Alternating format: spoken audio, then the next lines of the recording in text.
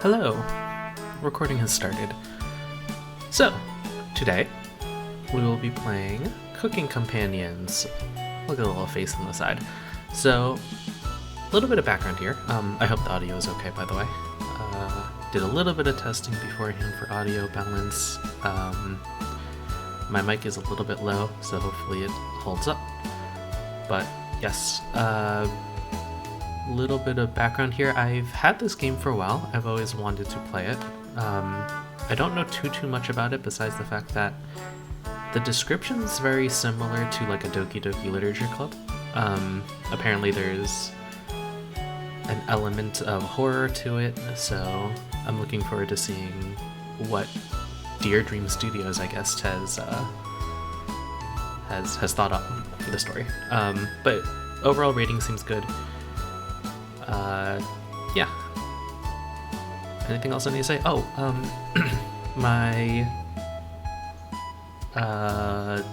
my dishwasher is on right now, so if it's a little bit loud in the background, I apologize for that.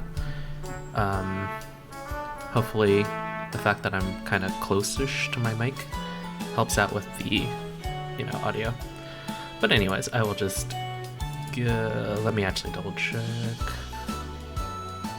No, I'm going to lower the volume a little bit more. I was going to say subtitles is important, but it's probably not, because it's a visual novel. Anyways, new game. Yeah. We chill. Look at this wonderful cast. Gregor. That walk was brutal, but this cabin is amazing. Full kitchen, running water, it really has everything. Finally, a place I can read a good book in peace. I can't wait to achoo! I'm sorry everyone, it must be the dust. Get those allergies under control, Mariah. Don't worry guys, I'm sure with a little elbow grease we can make this cabin shine. So, are you volunteering to clean, Gregor? No. Not many supplies here. I guess we'll have to go get out what we need. There's a fireplace for making stew, so let's gather up some firewood, okay? Leave that to me, little guy. I'll tidy up around the cabin. Need to save Mariah from dying due to the dust. Ha ha ha. Hey! Allergies are nothing to joke about, Karen. She's not dead yet, Pipsqueak. Calm down. Thanks, Anatoly. I think I'll go foraging outside. With over 450 mosses, 900 fungi, and 70 slime molds, there's bound to be treasure up here. Roughing it is fun. Anatoly knows so much about edible foods. We're in good hands. I think the slime molds will be the most delicious. Most certainly not. What about the fungi? Do you even know which ones are poisonous? I could figure that out. You can be the canary in the coal mine, Anatoly. I'm not ending up a corpse here. Eek! Keep both eyes open, little guy. Plenty of wolves, brown bears all around. That won't be a problem. I read up on 10 different techniques to incapacitate them. Number 1 is... Anatoly! Oh, yeah. Sorry, Mariah. Got carried away again. Haha. I'll help Anatoly look for food. I'm definitely better at warding off wild animals. If we come up empty-handed, we can always eat some of the food we brought. You mean the emergency rations? Bad idea, chump. Hey, Anatoly and Mariah are getting the food. Gregor is gathering the firewood. That makes you our designated chef. Everyone's looking at you expectantly. You nod. Oh, I'm a 5th character. I'm very excited to try your cooking. Alright everyone, let's go to work while there's still sunlight. Later. So, interesting comment here is, I thought they were related, but it looks like they're all strangers to each other, and we're all just living in this cabin for some reason. Mariah, Anatoly, Gregor, the 3 exit the cabin, leaving you and Karen alone. I think Anatoly put the supplies in the kitchen. Thanks for helping out with the cooking. Save the game. Right click or hit the escape button on your keyboard for the menu. Cool. This menu will also allow you to adjust volume levels or exit to the title screen to view unlockables. Whoops. Wrong button. Going back to the main. Okay, cool. Do you have any experience making meals? Oh, you can't see my thing. Butter them up. Will you butter them up or wind up something?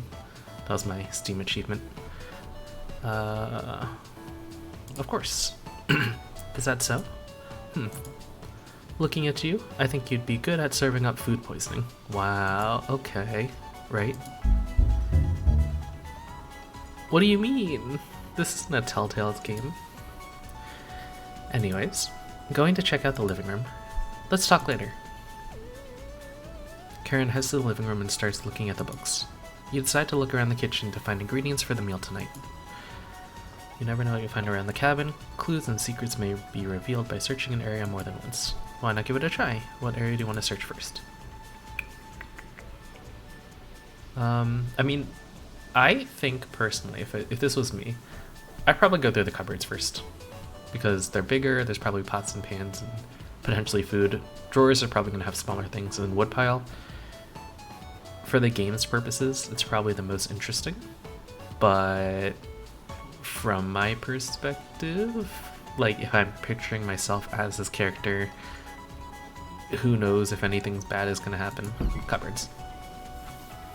The first few cupboards are empty. Anatoly must have put the supplies somewhere else. Oh, well. You check the drawers on the left. Just some dirty knives. Okay then. There's nothing but cobwebs back here. Thankfully no spiders. Oh. You check the cupboards again, just some mouse turds and cobwebs.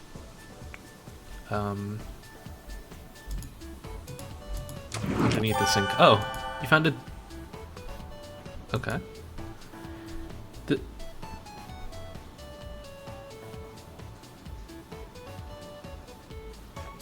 Alright. Can I access my inventory? Like, No.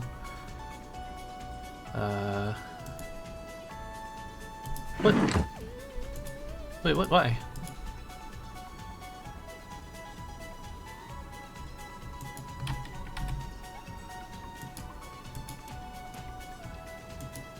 Okay.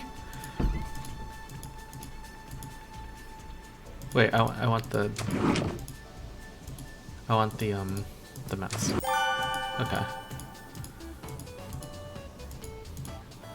You look at the wood logs closer. This is a pile of Norway spruce. Oh, okay.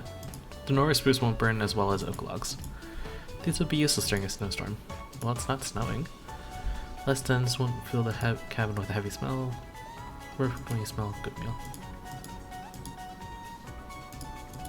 You check the drawer above the mouse hole. Some kind of mold is growing in this one. Maybe Karen will find it appetizing. Something is making it difficult to open. You pull it open with all your might. Whee! Cabbage! Huh? It's cabbage time! Chompettes, sound off. Onion! Never fear, Onion is here. Like my cousin Cornbread says, I'll rise to the occasion. Oh, I clicked something else. Whoops. Raspberry! Always merry, raspberry. Oh, yeah? Potato. Cabbage stuffed me into this drawer. I'm pretty sure this counts as kidnapping. Okay. Where are the chompettes? Why talk with those boring humans? All I have to give you is drama. Come chat with us instead. We'll share valuable recipes you can cook. We'll share with you our secret chompette recipes. Collect them all to become a 5-star chef. Okay. To celebrate, here's your first recipe card. Roasted eggplant with sesame and pomegranate. Meat-free. Cool. Yeah, this game apparently does have a bunch of recipes that are real. Yeah. If you ever want to talk, just come to the drawer. Chompettes, let's move out. Cabbage rudely slams the drawer closed. Let's save. You wonder if what you just saw was real. You're slightly worried about what this means for your mental state, but only slightly. Hey, Did you find the supplies? I found a dead mouse. And Anatoly lied. He actually put them in the bedroom. Idiot. Here you go. Okay. Karen leaves you alone. You start a fire with some of the wood and get to working on cooking dinner. Tonight's entree, vegetable stew. In a large saucepan over medium heat, you heat some water with potatoes, carrots, and celery in it. No onions. 15 minutes later, you drain the pan and set the veggies aside. Place some butter in the saucepan. You melt it over medium heat. Throwing in some chopped onions. I guess that makes sense, you don't boil onions. You cook it for about 10 minutes. The onions are tender and translucent. Perfect. You next mix in some flour, salt, pepper, and heavy cream into the saucepan, adding the vegetables to the mixture. That's a roux. Hours pass. We're back. More firewood than you'll ever need. We found some wild sorrel. Maybe tomorrow we'll have a bigger bounty. I think that's a mushroom, right? Anatoly's burying the lead. We saw a red deer. Maria spotted it. A red deer. Never heard of that. Also, a squirrel. Yeah, that's great. Anyway, killed 17 spiders today while you were looking at deer. Yeah, that should come as no surprise. There's over 160 species of spiders here. Oh. 160? Don't worry, Mariah. I'm sure they were all in the bathroom or something. No. Almost all of them were near the couch. Yeah. I was going to sleep on the couch. That's where 16 of them were. I'm not sleeping on that couch then. And there's only 2 beds in the bedroom. Don't sweat it, Mariah. I can sleep anywhere, so I'll use the rocking chair. Just in case any of them swarm the couch, I'll sleep with one eye open. Thanks, Gregor. Karen and Anatoly, you two take the bedroom. Thanks, big guy. Joke's on you, Gregor. I always planned on taking one of the beds. Hey, Anatoly, I snore louder than a lumberyard. Eck. Sweet dreams, chump. You turn your back to the bubbling vegetable stew and try a bite. That looks good. Was there meat in this? I don't remember there being meat in this. Because potatoes, carrots... I guess that's peas? Is that meat? But it's a vegetable stew. I don't actually know what gave it this like brown color like this. Because I feel like nothing was added that would do that. But I could be wrong. I don't know.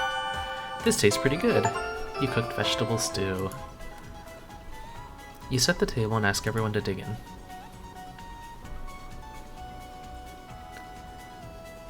Where's the squirrel? Can I... Oh, whoops. Sometimes there's a way to like hide the text box. Yeah, it's okay. I was just trying to see the, I guess you can kind of see here. The bowls. Thank you. You must be a world-class chef.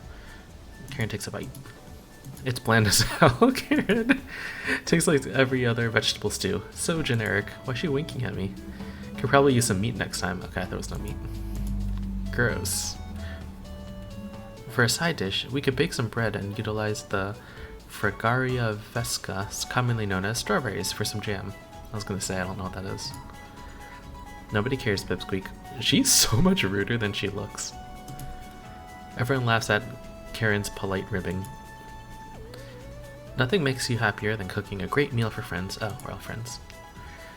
This could very well be the best day you've ever had. You go to bed stuffed. Day 0. Day 0. Oh. Day 1.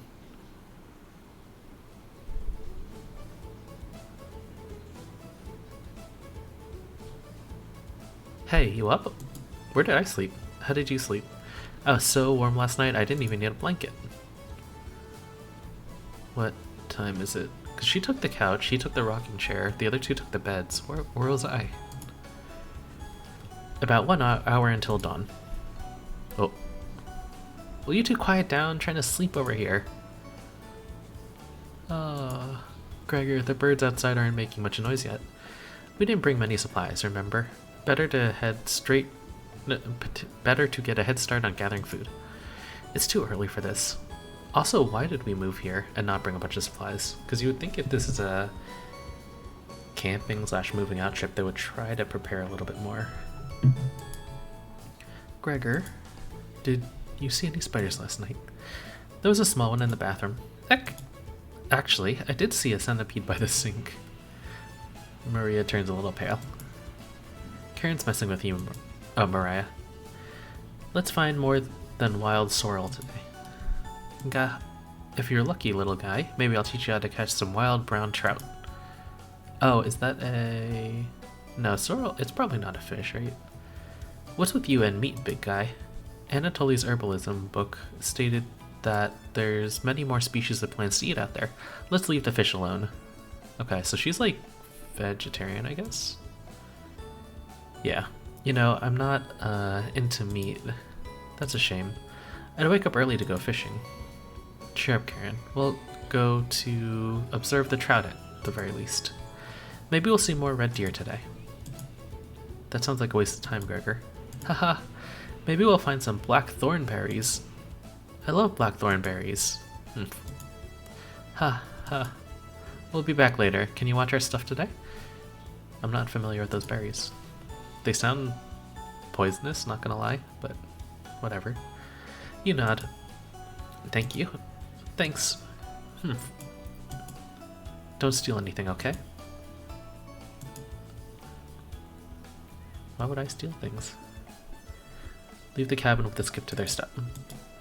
You're alone, but thankfully you have a drawer of kuchamas to keep you company. Each day you'll be asked to explore a different part of the cabin. You only get one choice, then the day will end. Choose wisely. What do you want to check out today? Okay, let's save. I'm also going to pause right here because theory crafting time. Did they kidnap me? Like, I know that in the monologue it said we were friends, but the way they're kind of treating me, the fact that the living situation wasn't addressed, the fact that they're all going out where I'm, you know, assigned as the cooking duty, the part about don't steal things, it's kind of indicating to me that I'm not as trusted as the rest of them. I don't know. I'm getting a weird vibe from them. Okay, so I can talk to them for more things, more recipes. I don't want to do that.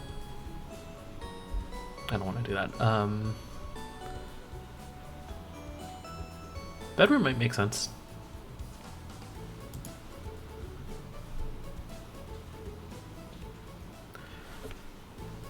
Okay, so there's a mouse hole. There's a bird cage with no bird in it. That's interesting. Is that a camera? I think that's a camera. The drawer is like, the floorboard is up. 2 beds. That's interesting. Karen and Anatoly kept the room pretty clean. Only one of them made their bed though. I wonder who. You look underneath one of them. We found some extra emergency supplies. Yeah, I figured. You decide to look through them and start planning your next meal. I did expect something like that, because I figured someone would bring food for themselves. We're back. Tee-hee-hee. Knock it up, Mariah. It's pretty rare to be scared of one. It's not. Who knew the big guy would be so scared of it? Shut up. You don't understand. I don't think anyone understands, Gregor. It was just a mermaid, Gregor, not a monster. Mariah laughed so hard that your ears ring. Bah ha ha ha ha ha ha. Ha ha ha ha ha. Ha ha ha ha. Is she cackling? She's cackling, isn't she? Tears are rolling down Mariah's cheeks. She's laughing so hard that she's about to hyperventilate. Stop her from hyperventilating? Absolutely not. One less mouth to feed, right? You don't get it. It's pretty personal. Then please explain, big guy. Gregor looks incredibly uncomfortable. Let's leave him alone. We found some raspberries and elderberries near the cabin. That's good. Quite the selection of species here. We also found more wild sorrel. Is this going to be enough for a good meal? Everyone is looking at you for an answer. You decide to have an inventory of all available ingredients. It takes you a while, but you decide on your specialty, cabbage rolls. You first bring a large pot of water to a boil. You let the cabbage leaves boil for 2 minutes, draining the pot in the sink. In a medium mixing bowl, you combine some cooked rice. We have rice. Onion and egg, salt and pepper, along with some tomato sauce. Use your hands to mix thoroughly, and decide to wash your hands after. It won't come off. Okay. Dividing the rice mixture evenly between the cabbage leaves, you then roll them up and tie a string around them so they stay in one piece. You place the cabbage rolls in a large skillet over medium heat, pouring the rest of the tomato mixture over the top. Covering it, you bring it to a boil. You reduce the heat to low and let the cabbage roll simmer for about 40 minutes, being sure to baste it with liquid. Sounds good. I've never made cabbage rolls before. You cooked cabbage rolls. Mariah looks optimistic. Karen looks skeptical. Anatoly looks like soup. Or sorry, cabbage rolls. Looks curious. Gregor looks thrilled. Thrilled. Look at that. You watch intently as everyone takes their first bite.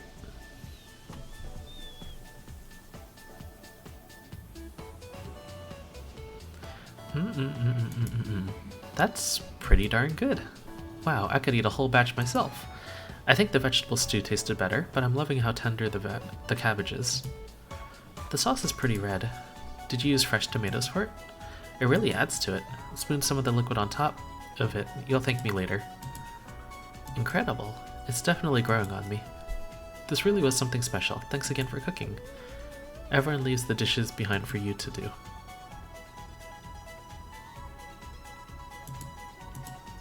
Dishes can wait. Everyone goes to bed full and happy. You asleep instantly. Tomorrow will be a great day. I'm wondering also if I'm supposed to pay attention to what each person likes for some scenario that'll happen later. Good morning, everyone. Good. Again, Gregor. Can't you let us sleep in? Not today. Why? Storm clouds are coming. We need to find some food before it begins to downpour. Gregor, you're overreacting. We have enough food to last us a while. Enough food? I thought we used most of the supplies for last night's dinner. He's right. The meal you made was delicious, but it used a lot of what we had. Yeah. Gregor's also correct. Precipitation is unusually high in this area, with many areas being high risk for flooding. It'd be foolish not to go out and look for food today. You really think it'll flood? Thankfully the cabin is on high ground, but that doesn't mean we're safe from floodwaters. It's always a possibility, so it can't hurt to be prepared. You're losing it, Gregor. Karen, there's nothing to worry about. I think Gregor's right, Karen. Huh? It won't hurt to prepare for the worst. I think she's right, Karen. Fail to prepare, prepare to fail. Anatoly, let's go out and prepare for that storm. Foraging should be Foraging should be the key priority today. There are plenty of edible foods, and it has better odds than trying to hunt. Give me a few minutes and I'll plot our route on some paper. Let me help, little guy.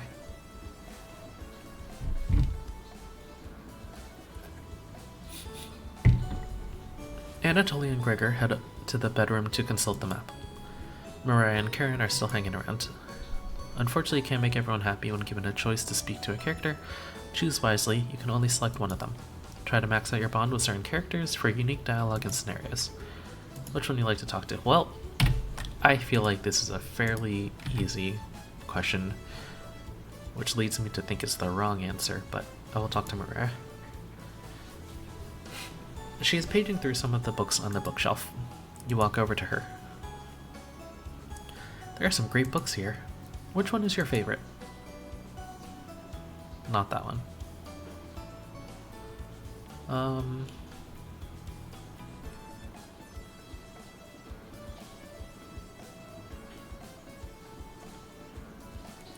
I honestly like both in books.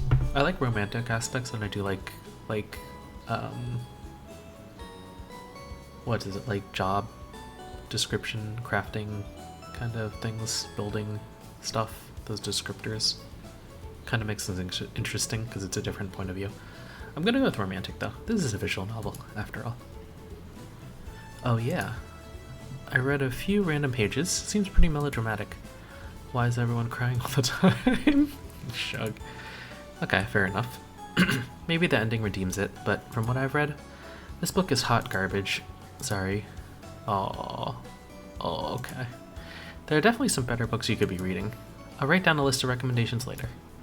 You hear a cheer from one of the rooms. I forgot that you're supposed to try in visual novels to pick the answer that you think the character would like. Sounds like the two are wrapping up their meeting. It's okay, I'll stick with my answer. Gregor and Anatoly come back from their meeting. Gregor is blushing slightly. Hey, can you cook something while we're out? Thank you. Alright everyone, we have our route now. Let's beat those rain clouds. The group leaves, determined as ever. You have the cabin all to yourself. What's that noise? Sounds like it's coming from the kitchen. Huh? Radio? What's going on with that radio? There's a radio? Also, I'm gonna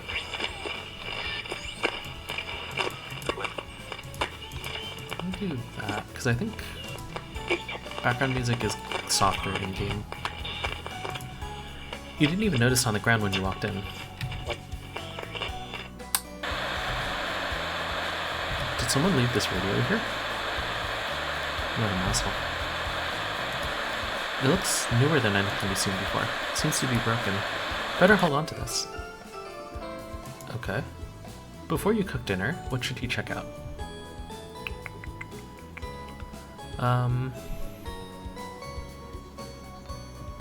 Last time we did the bedroom, let's try the bathroom this time. And I will save again. Not that I'm expecting much in the bathroom, but another mess hole. You remember an old tale about a child who said a killer's name 3 times in the mirror. But you can't remember how it ended. You're too frightened to even try it. You leave the bathroom a little more scared than when you entered. Alright, what a productive day. Mariah's back early today. Oh. Hey, the others are still looking for food outside. Anatoly found some more berries, but nothing that will feed all of us. Please don't tell the others, but I'm a little worried about our supplies. I crunched the numbers and we don't have enough food, even with rationing, to last if we get stuck here. Mariah seems disappointed in your inventory management. Can you try cooking with a little less this evening? Thank you. You've done such a great job with meals so far. That face. You're very sweet. Is Mariah blushing a little bit? Okay. So when I don't make the choice, things get better. Maybe you can teach me to cook sometime. Looking forward to it. You can hold cooking classes here someday. Rudely interrupting a tender moment, the others burst into the cabin.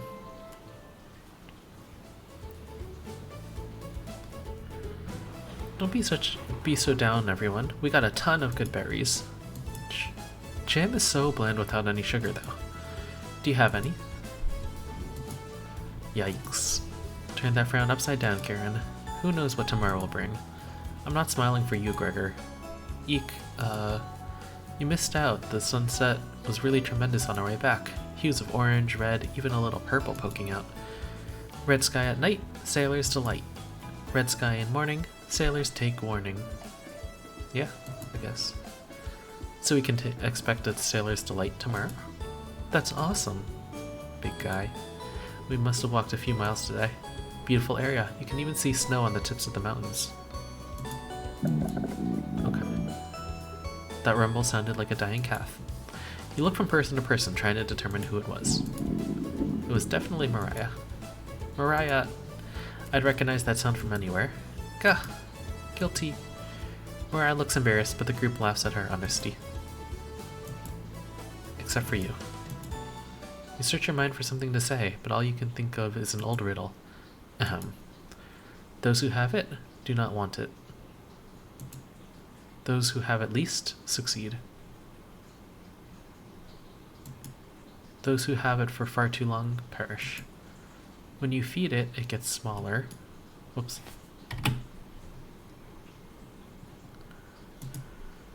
What am I?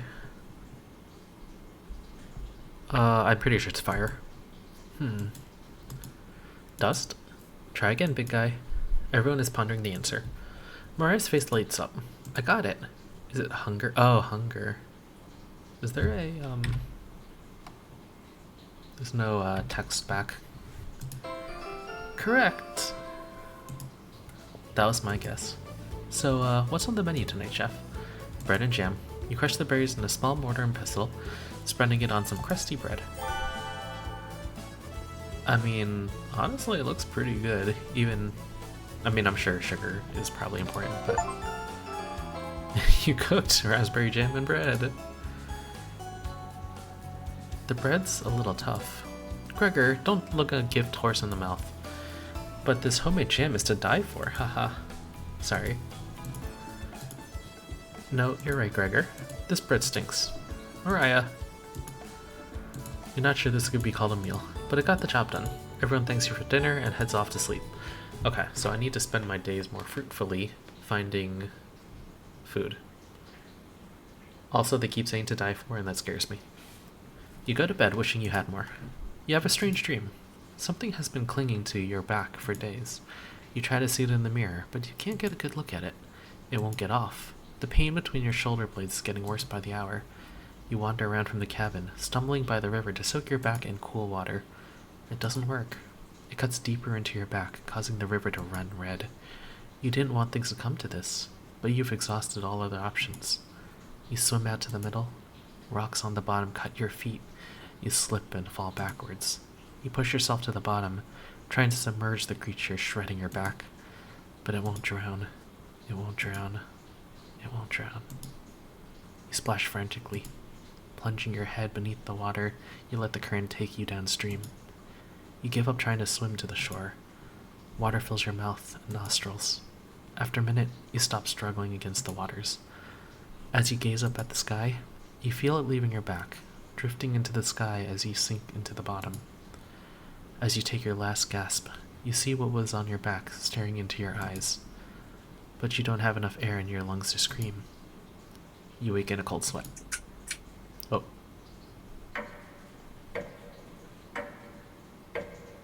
Okay then. That's not creepy. Just a dream, right? Wake up! Sorry, you're making strange noises in your sleep. What's going on, Gregor? Did the lightning wake you up? It woke me up. Tried to fall back asleep, but it's so loud. Let's just get back to sleep and talk about this in the morning. Everyone nods in agreement and gets back to bed. I guess I'm living in the living room, or I'm sleeping in the living room. Except for you. You can't fall back asleep. You still have goosebumps from the nightmare. Karen's snoring is making the walls shake. You don't sleep a wink, opening your eyes when you hear Anatoly slamming the door. He sounds petrified. I looked at the door, and we're completely surrounded by floodwaters. Looks like sailors take warning was more appropriate for today. Maybe it'll clear up tomorrow. You're no optimist, Karen. Yeah, that's all Gregor has going for him. He's also good at chopping wood, though. Ha ha ha. Knock it off, you two. Mariah, don't you think it'll clear up tomorrow? I give it a 27% chance. Based on what? I was bored stiff, so I read a book on local precipitation levels. Anatoly, you're a book nerd, right? Why didn't you read it earlier? Eck. Couldn't make it past the cover. Is that right? Yes. That bookshelf has some great books on artisan crafting and natural sciences. That was the answer. Why let them sit there gathering dust? How did you arrive at 27% chance of it clearing tomorrow? It's easy. Take the time of year, multiply it by a factor of... Mariah begins to explain meteorology to you. She isn't dumbing any of this down. It's similar to where... So the first thing you need to understand, minutes of explanation feels like hours. You look over at Anatoly. He's listening intently to Mariah. Oh. So intently, he hasn't blinked yet. You can see his eyes drying up. A tear rolls down one of his cheeks. This is brutal to watch. Mariah finally wraps up her lecture, ending with a bow. Nobody claps. Tough crowd. Mariah, that was awe-inspiring. You lost me a few minutes in, but it's okay. I didn't understand a word of it. Haha. Good. Anatoly turns to you. There's no telling how long this will last. We can't leave the cabin until these floodwaters stop. I know our food situation is a little tight, but I know you'll make the right decisions. I believe in you. Me too. She moved up really slowly. It looks like we have enough berries for more bread and raspberry jam. I'll pass on the jam, just give me more crusty bread. Everyone laughs. Except for you. With everyone stranded in the cabin, you need to keep everyone fed and happy. You sneak out to the kitchen while everyone's still talking. You get out some crusty bread and get to work on making some more jam. With the kitchen to yourself, you decide to check on the chompettes. Hello. Hello! Don't worry, as leader of the chompettes, I'll make sure none of the humans know about us. Onion. That big guy would try eating me like an apple, so definitely don't tell him about us. Ha ha ha. Are your plans going awry? Dun dun dun. I'm thinking here, I think maybe this is like symbolism, like we're the potato, or yeah, we're the potato. I can't tell yet who's who here. Cabbage leader, pun. So this is probably Gregor, because he's got like that light-hearted, joking personality. Yeah, and that deeper voice. Got another cornbread classic for you. Did you hear about the bread maker's bakery burning down? No. Her business is now toast. Ha ha ha. That one's a little stale. Do you know how raspberry and milk were introduced? You tell her no. Raspberry. Raspberry milkshake. You let out an audible groan. Ha ha ha. Did cornbread teach you that one? Nope, wasted an entire day on it. Ha ha ha. Well, it was worth the time and effort, Raspberry. Maybe you'll win the annual Chompette comedy competition this year. Raspberry. Of course. Onion. Not while I'm here. I won't choke on stage this year. Isn't that every year, Bread? Ha ha ha ha ha ha. We're still talking about that closing joke, Bread. You're going to do great this year. Anyway, don't even think of eating us if you're hungry. Chompettes stick together through thick and thin, rain or shine, feast and famine. Potato, I swear to God. Repeat the line or we're locking you up again. Life or death. That's right. Chompettes, move out.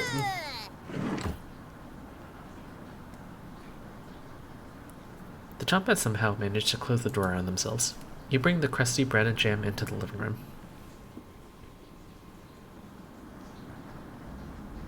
Karen stops as you bring in the food. It took you long enough.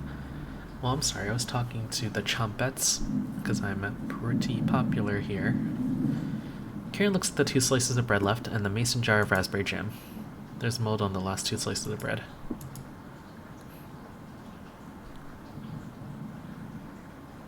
Karen is right. What the hell is the matter with you? You grip the knife tightly in your hand. Oh, the jam knife. You think this is enough for 5 of us? Whoa, wait, we can't throw this bread away. It's all we have left. Gregor's right. Anatoly, will mold spores give us food poisoning? I'm no scientist, sorry. Let's pick off as much mold as we can. We can't leave with the floodwaters, so this will have to last us another day. Everyone grimly nods, ripping the bread apart like a pack of wolves. Gregor eats the biggest chunks of mold.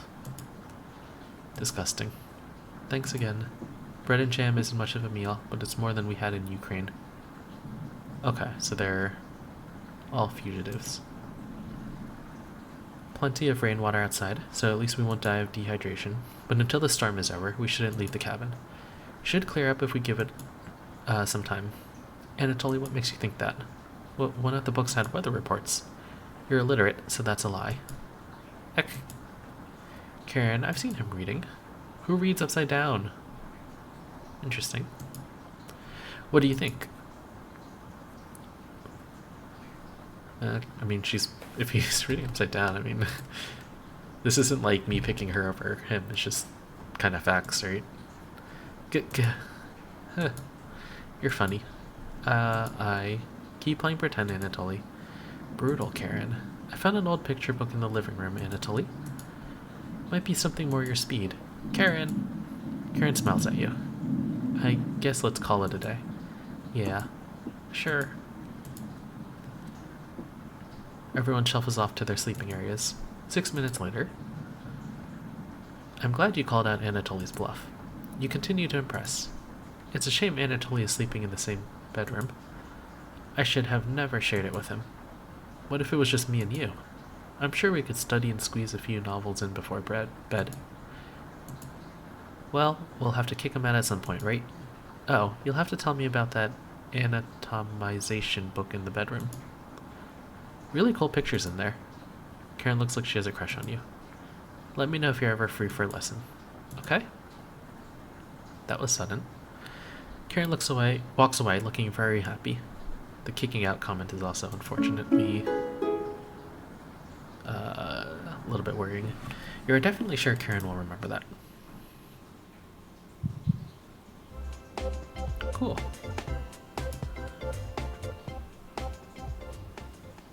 I have a bad feeling about what those hearts are, but more is better, right? Surely. You go to sleep very hungry. Day 3. Into Day 4. Okay, I'm going to pause for a quick second. I need to run to the bathroom because I drank some tea before hopping in, but I'm just going to mute myself and then I'll come back in like a minute or two.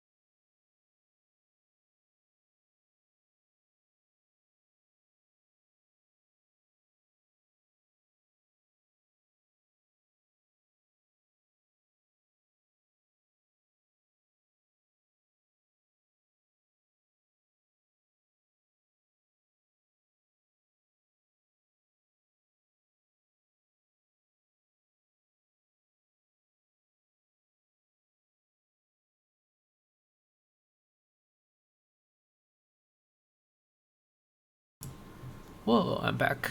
I actually checked on the dishwasher, and there's only 4 more minutes left in the cycle, so hopefully it'll end soon if it is causing too much background noise. Anyways, I'll continue. You don't dream the entire night, but you sleep through everyone waking up. And that's how fast a deer could run if startled. Whoa. Incredible. Impressive. I wish we had a deer here. With the food getting lower, let's just skip today's meal. No. It's only for one day. Various cultures and religions have practiced fasting throughout history. That doesn't make us feel any better, Anatoly. What options do we have? Our food wasn't rationed properly. Anatoly leaves, mumbling to himself. So passive-aggressive of him. Everyone moves to a separate area. Karen in the bedroom, Gregor in the living room, Mariah in the kitchen, and Anatoly in the bathroom. Okay. Who do you want to speak to? This is a tougher choice. Go talk with Mariah. I was gonna visit the kitchen anyway to see if there's more food somewhere. Like a dead mouse. Oh, didn't hear you coming. Haha. I was just double checking if there was any food we might have missed. I was doing the same thing. But I couldn't get this drawer open. Could you give it a try? Great. While you go do that, I'm going to get some more reading done. I think she'll remember that. Also, she ditched her duties.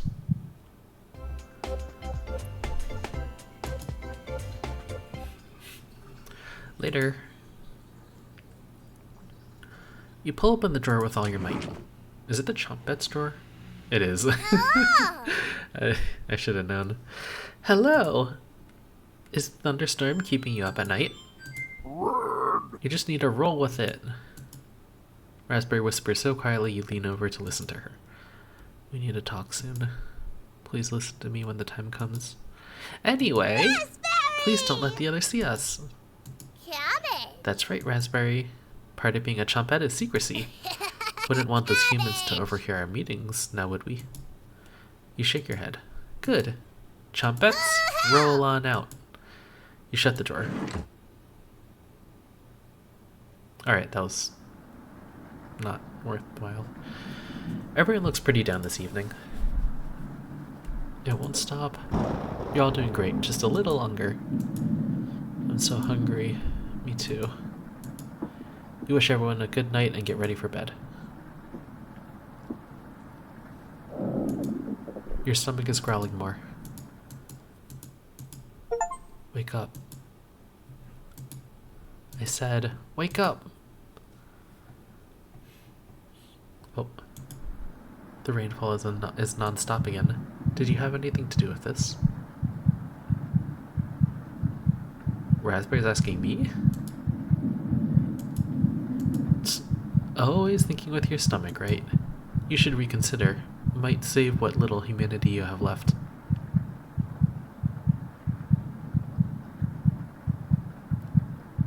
Huh? I'm trying to think about what this means. At least I tried. I won't let this weigh on my consciousness. Go back to sleep, monster. I'm causing the rain? You quickly forget about Raspberry's conversation. You have a strange dream. A boy is yelling at you in the kitchen. You keep telling him to lie down on the tray, but he keeps screaming at you, calling you names. So you show him how it's done. You lie down on the tray and make your body as flat as a board. A smile crawls across his face. His anger turns to courage, and he pushes you into the oven. As the stench of burning hair fills your lungs, you see him sneering back at you. You wake up in a cold sweat. Oh.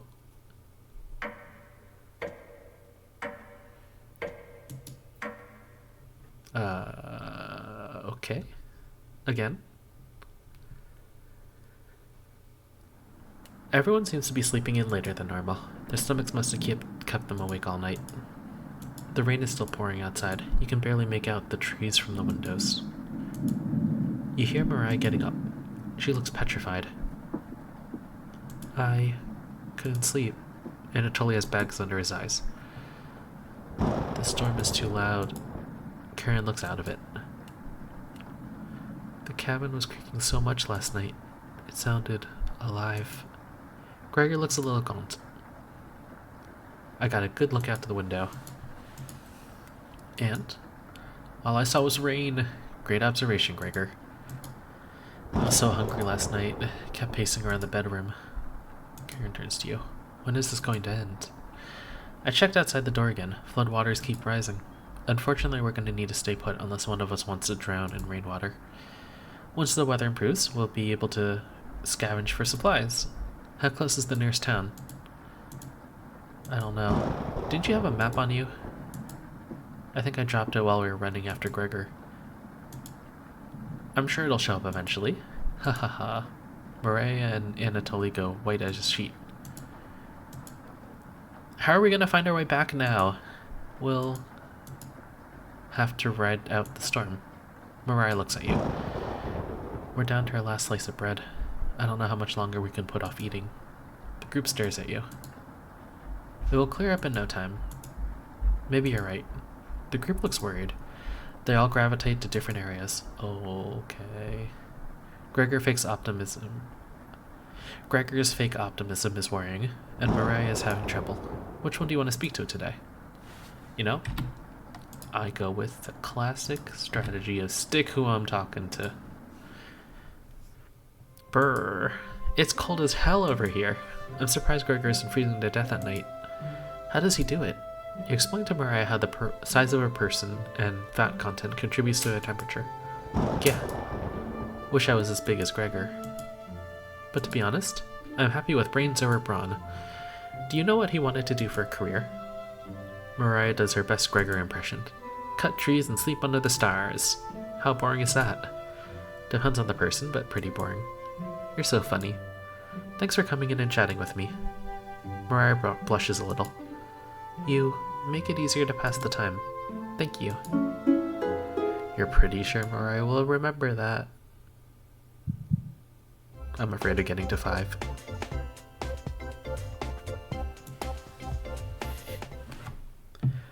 You thank Mariah and get the others. You call everyone together. They all look nervous. You could cut the tension in the room with a knife. Everyone is staring at you. They're expecting that last piece of bread for dinner. You bring it out. Everyone cannot take their eyes off it. You instruct everyone to take a pinch, and slowly all 5 of you tear it apart like a wishbone. Everyone studies their piece of bread carefully, wondering how long will it last. Karen is the first to eat hers, chewing each bite 100 times before swallowing. Anatoly chews it cautiously, slowly swallowing as he looks at the others. Mariah nibbles on it silently, eyes wide, moving from person to person. And Gregor just pops in his mouth like a cherry. He inhaled it. The group thanks you awkwardly. It's not much, but you've run out of options. You wish everyone a good night and get ready for bed. You get to bed starving. I didn't even have a chance to look for things.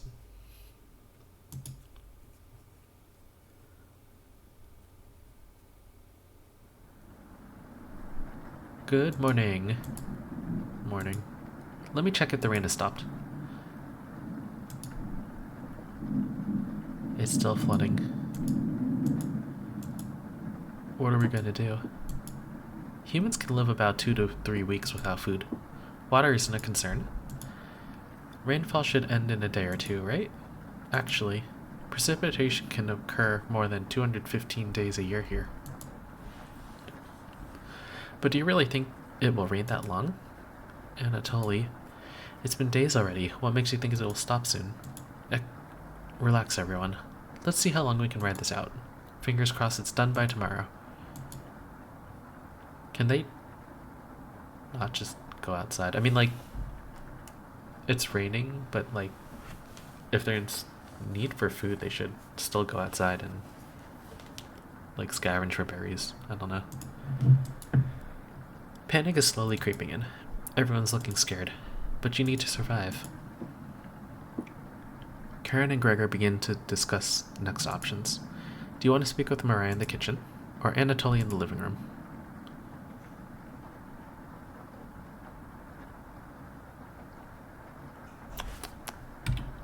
We stick with the visual novel plan.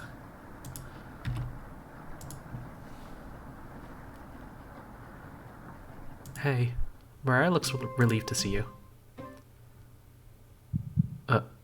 Okay. That's it? Oh, how are you holding up?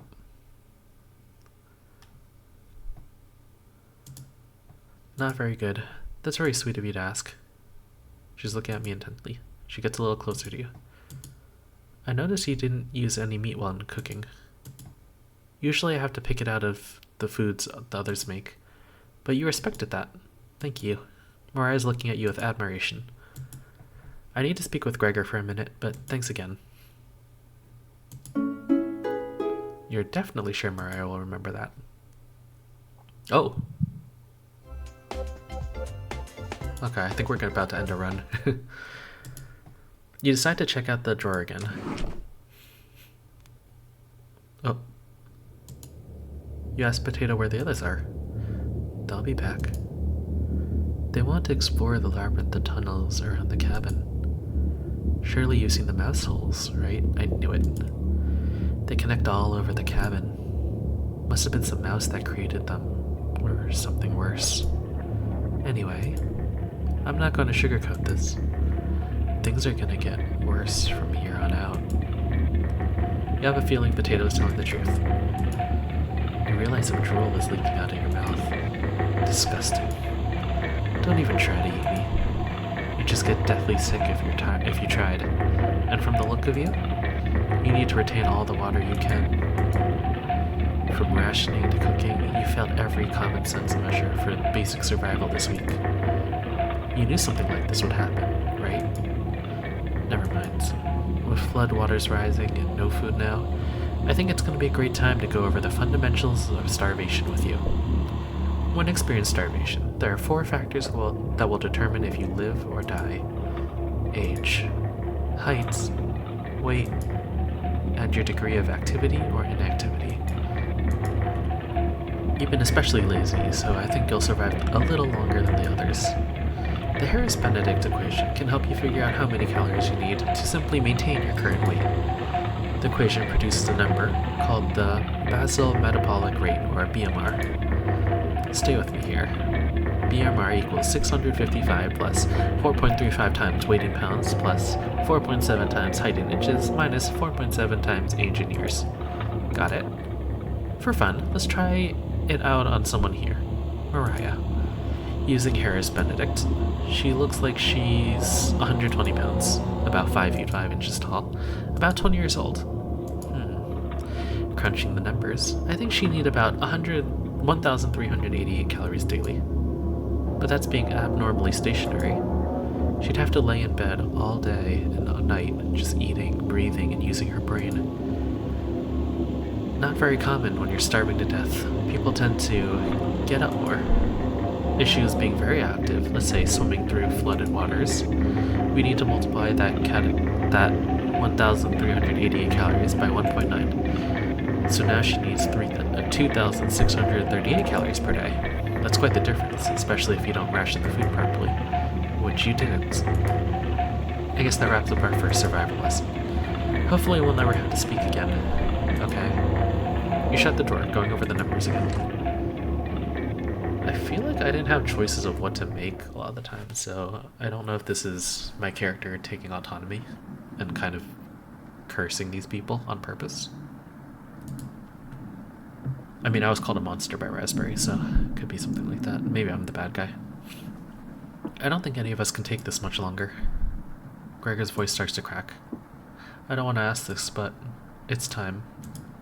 One of us needs to go outside and search for food. Everyone is silent. I'll go. Maria, I used to swim all the time near my house. I probably have the best chance of swimming through the floodwaters. It's that bad? No. Let me go instead. You won't get very far if anything happens to your glasses, Anatoly. You're blind as a mole rat, remember? That's true, but, little guy, let me go. Gregor, Sounds good to me. Karen? His arms are the longest. He's probably the best at climbing. No, that wouldn't be right. Gregor, let me go instead. I get that none of these options are good ones, but we need to find food or help. Gregor grabs a branch from the woodpile. He cuts into different measurements. Since we can't come to consensus, let's draw for it. We'll each pick one. And the shortest will go outside to search for food. That's fair.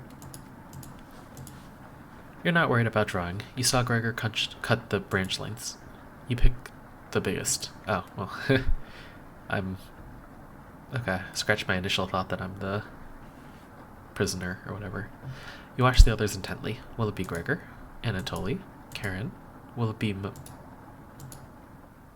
Looks like I've got the shortest. Why? This game, they did this on purpose. Mariah. It's okay. F in chat. I'm not streaming. F in comments. I watched Anatoly forage earlier, so I'll know what to look out for. Just swim until you find higher ground, then scout the area. Maybe you'll find fish out there. Everyone looks heartbroken. Karen, Anatoly, Gregor, I'll keep us alive. I promise. She promised. Everyone watches as Mariah leaves the cabin. The silence is deafening.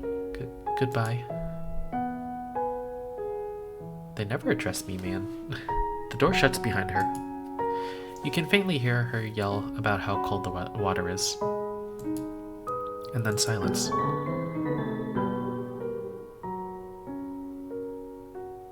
Thanks, game. Thanks for letting me know. I'm sure we'll see her again. The rest of the group nods. Everyone stays up, waiting and waiting. The sun has completely set. One by one, each person quietly shuffles off to bed. You have a strange dream. The two women in front of you could be twins. One of them you recognize, the other is a cabin guest. You ask the guest to sit on a shovel, and then you try pushing it into the oven. Her legs are so strong you can't get her into the oven. You curse at her repeatedly. Like this, you hiss. You stretch out your legs until your toes are almost sticking in the coals. You feel 4 hands on your shoulder, and both of them push you in. The familiar smell of smoke and burning hair cause you to throw up on the embers. You can't let it end like this. You rip the metal door off the oven, tearing through the wood logs of the cabin. Screaming, you chase the two through the woods. One of them looks behind her, eyes widening when she sees you. She's terrified. You've never been this angry in your entire life. You're gaining on them. They can't run forever. As you trample through the field of wheat, the guest throws a piece of cloth behind her. You catch the glint of it in the sun, golden. As if by magic, the earth splits in front of you, creating a chasm of fire below. You fall downwards, screaming as your eyes begin to sizzle from the heat. Hellfire fills your lungs. You're unable to scream anymore. You wake in a cold sweat.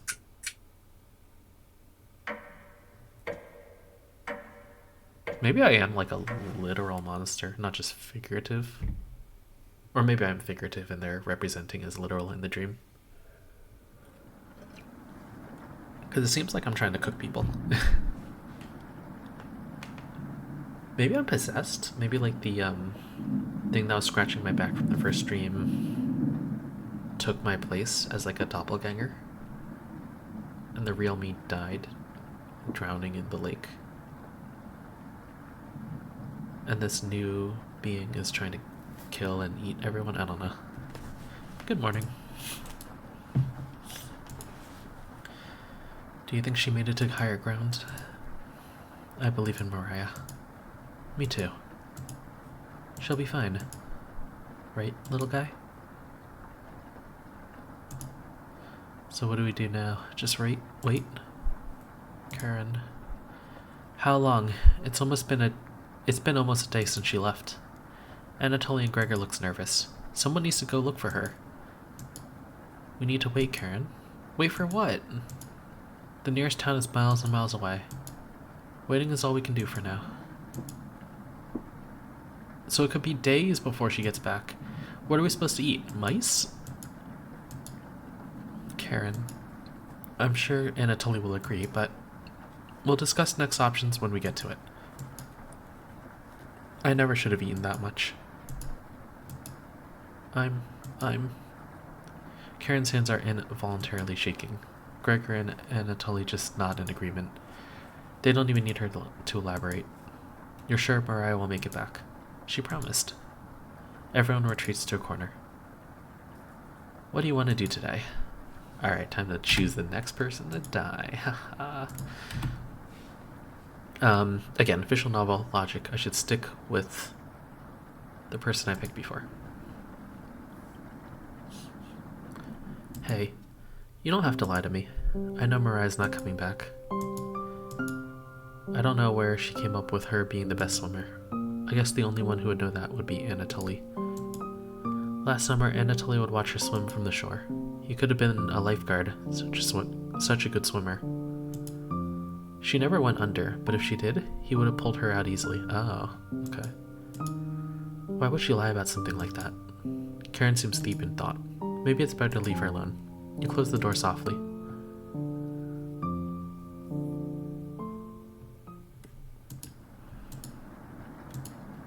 I can't stop thinking about that vegetable stew. I'd be fine with the bread and jam. I'd be fine with just the strawberries. Ha ha ha. Nobody else laughs. I would kill for some vegetables right about now. You would too. I'm going to try to get some sleep. Good night. Night. You fall asleep quickly, but you only dream about desecrating a corpse. You wake in a cold sweat. Oh, well. Thanks for the description. In a completely different room. Okay.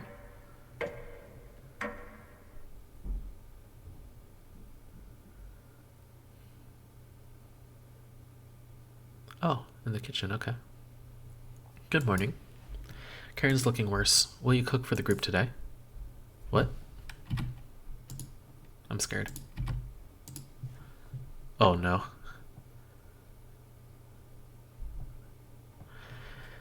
Okay. You take out a cutlet of meat and begin to cook it in the oven. You cooked meat. Where did you get that? You ignored Karen's question. What's that smell? Gregor finally gets off the couch. Where did you... The three are looking at you, salivating. You take the charred meat out of the oven, cutting into small cutlets. They immediately grab some off the plate, chewing ferociously. You take a piece and immediately devour it. Do you have any more of this? The achievement's called a downward spiral. You ate meat. You explain how the meat is stored securely, hidden, so you can ration better this time. I understand. Thank you. Anatoly runs into the bathroom, puking in the toilet. You can hear him sobbing for a few minutes. This taste is... Gregor wanders off. Anatoly returns, looking choked up. I was too weak. Left you some. Don't fight this, Anatoly. Anatoly takes a piece from the plate, turning his back to the group as he eats it. You can hear him crying. Finally, my focus is coming back. Going to read some of those books. Keep them occupied, okay? Karen leaves you with the men. Who do you want to talk to?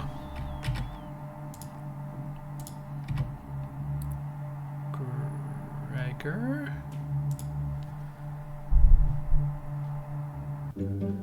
Oh. Hey. It's all just a joke. It's just happy music. Nothing bad happened here, surely.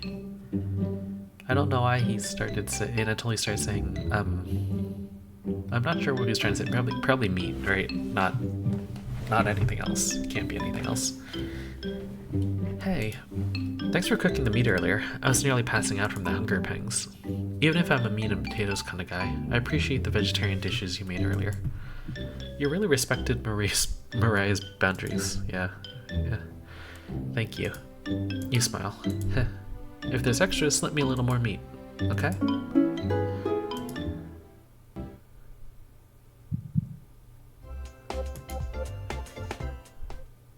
Going to see how Anatoly is doing. Later. You have the bedroom all to yourself. Where do you want to check first? Ooh. Okay. This is my chance for redemption. Surely there's nothing there. Floorboards. We checked this last time without having to choose it, and there was food, but I doubt there's any more. Floorboards would make sense. You notice a bone sticking out. Is it a human bone? Nope, chicken bone. Gross. Okay. Inside the nightstand. Oh, onion! Don't be a crybaby, it's just me. Onion! Boy. Was just playing with some of the toys in this drawer. You're far too old to enjoy these, okay. You're never too old for toys, well... Anyways, need to attend a secret chompette meeting. Smell you later. Onion bounces out of the bedroom. The drawer has various children's toys in it. What's this? This is my favorite children's toys. Oh no. June 26, 1862. Another body of a child has been discovered within the city of Zakopane, with the remains stuffed into a barrel full of potatoes. The cause of death was identical to earlier victims, with significant blood loss due to multiple stab wounds to the stomach. This marks the fourth victim by the butcher of Zakopane in less than a month. You take the bloody newspaper with you to dispose of the evidence, pointing to me. Or maybe us. Oh, take note you found all the hidden notes. There was just one. Hours passed. The meal gave everyone the perseverance to keep going. They can never be satiated now.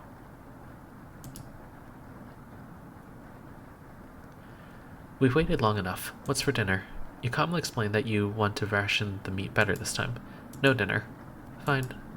I understand. I can wait. No arguments? Perfect. Everyone decides to call it early tonight. You fall asleep instantly. I'm like training them. Starving them and then like tempting them with food because I'm in charge.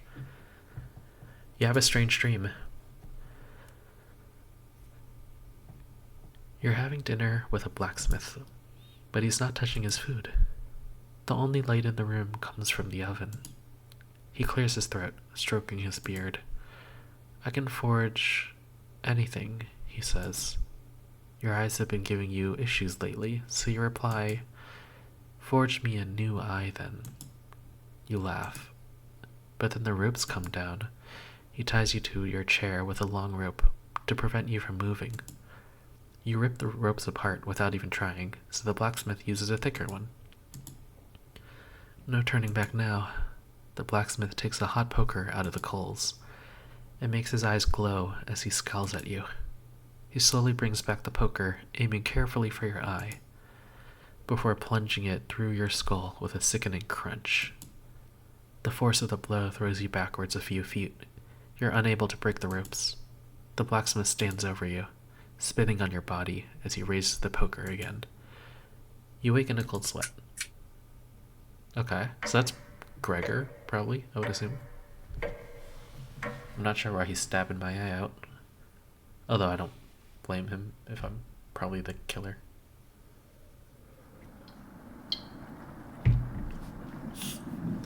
You wake up to see Gregor looking out the window. He turns to you, not smiling. Take a look out of the window. Do you notice anything?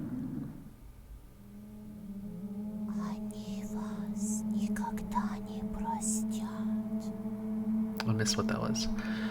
The floodwaters have receded a little bit, but everyone is still bound to the cabin. The trail used to be completely visible. It's gone now. Good morning, big guy. Where's Mariah? What? This might sound a little crazy, but every night around 2 a.m. I can hear her outside. She makes this awful gargling noise, like she's trying to get water out of her lungs. Have you heard her, Gregor? Sometimes when the rain gets faint, I think I can hear her whispering. I haven't heard anything like that. When she's whispering, it's like she's trying to tell you something, right? Yes. That's such a creepy face, Jesus. I sometimes hear her crying through the radio. What? But that's just a broadcast. Like the radio I have? Right? I think we should have another piece of meat for breakfast. It's what you would have wanted. What's gotten into you, Anatoly? Anatoly looks at you, begging, bring us another slab. That's an interesting face. Please. He clearly doesn't have the stomach for it. I can't get the taste out of my mouth. Help me. Anatoly. Gregor is hurt by Anatoly's words. I think he's right. Please bring us more of that meat. You grab some of the meat from your secret hiding place. You kindness swears, adding it to some boiling cauldron water. It'll taste bland without any seasoning, but you need to serve it quickly. Smells good. What's taking so long? Boil it faster. It looks almost done. Patience. It's finally finished. You serve the meat in bowls.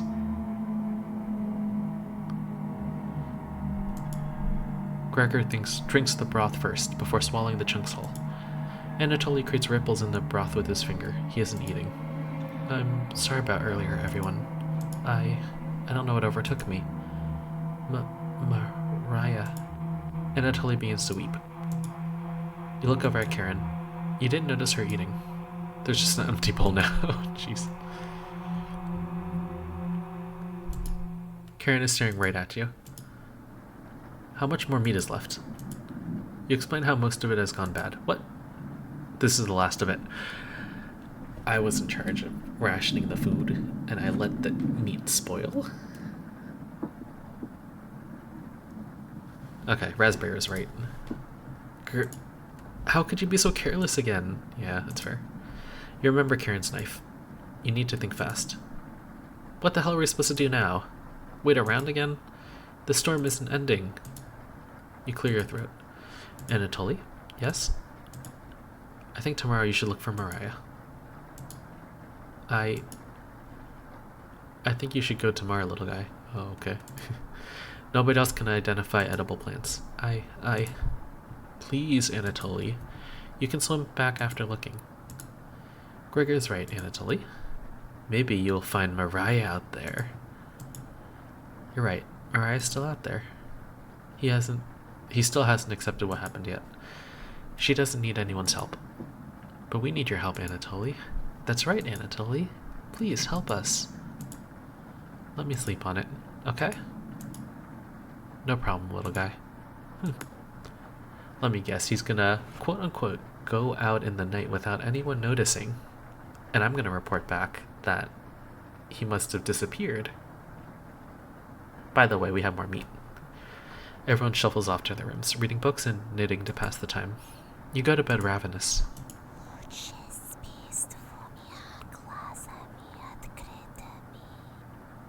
Mariah? Something is approaching.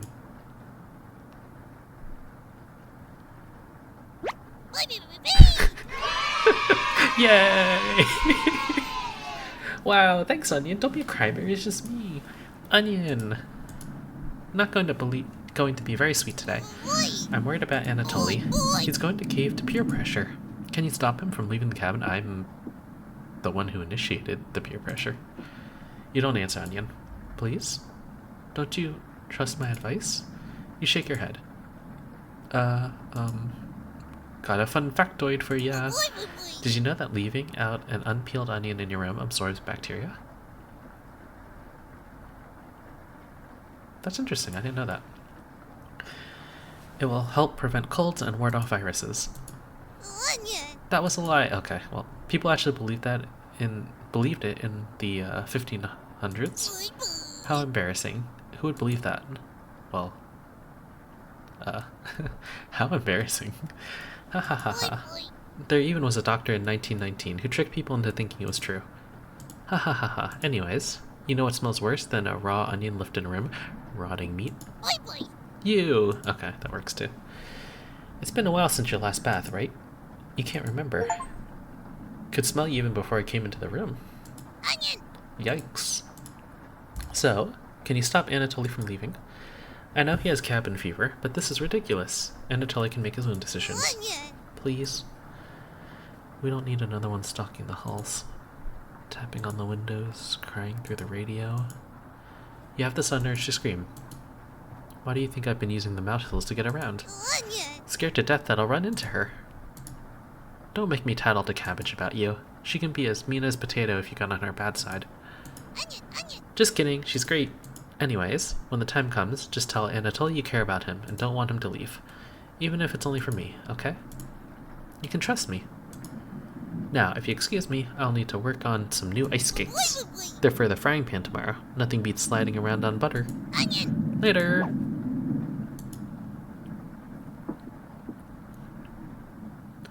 You completely forget the conversation with Onion. You fall asleep again, still ravenous. Do I dream?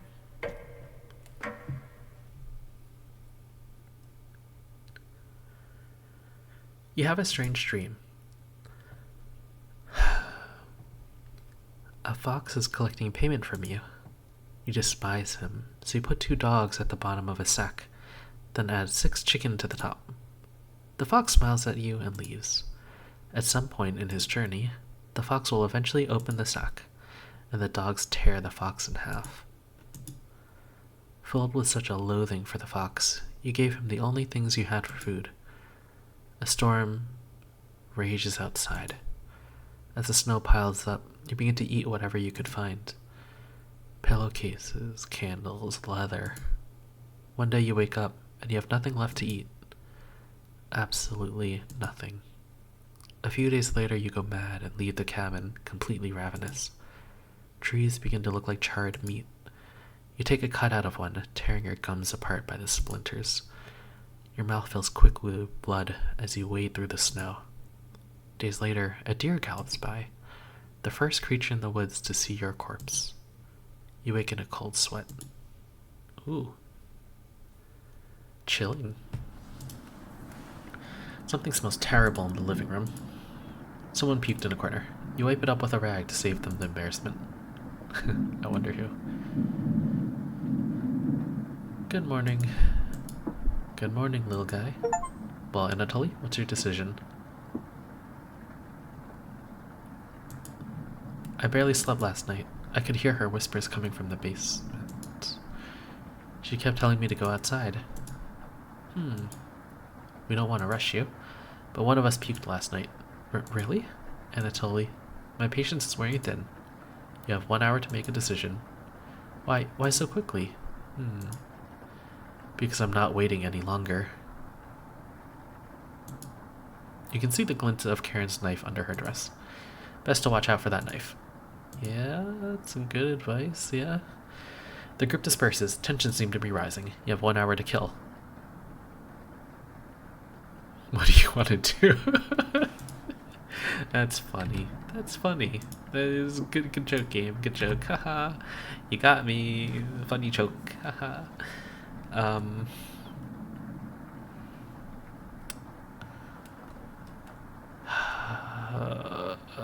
You know what? I'm gonna try to salvage this main character. Try to salvage him. Gonna chat with Anatoly, try to tell him not to go. I hope I don't push him into the basement. Anatoly looks pale. Thanks for coming over. Anatoly seems comforted by your presence.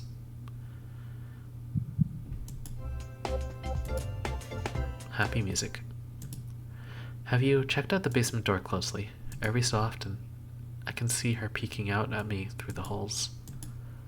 I really don't want to go out, but I don't want her tormenting me anymore. You know what's down there, don't you? Nope. I don't know. I don't want to know. Wow. You aren't fooling anyone. Please get away from me. Looks like Anatoly will remember that. Jeez. You call everyone together for a meeting. Alright, I made the wrong choice, maybe.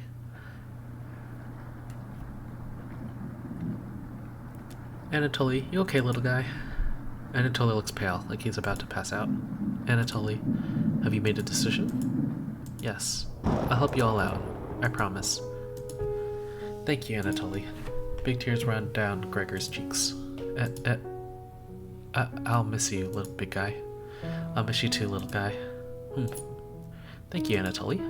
I know this wasn't easy, but it's for the best. Karen. Yes? Gregor looks at you expectantly. Did you want to say something to Anatoly? Anything to Anatoly? You say nothing. Oh, well, okay. I didn't even get a choice. Goodbye, Anatoly. Goodbye, everyone. Good luck, little guy.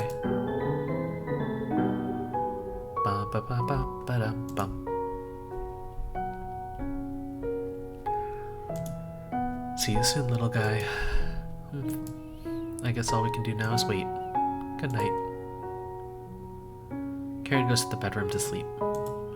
I didn't tell him the truth. Gregor's getting choked up. I didn't tell him. Missing him already. Gregor curls up on the couch for the night, turning his back to you. You shut your eyes quickly. You shut your eyes, quickly falling asleep. You hear a scraping on the floor.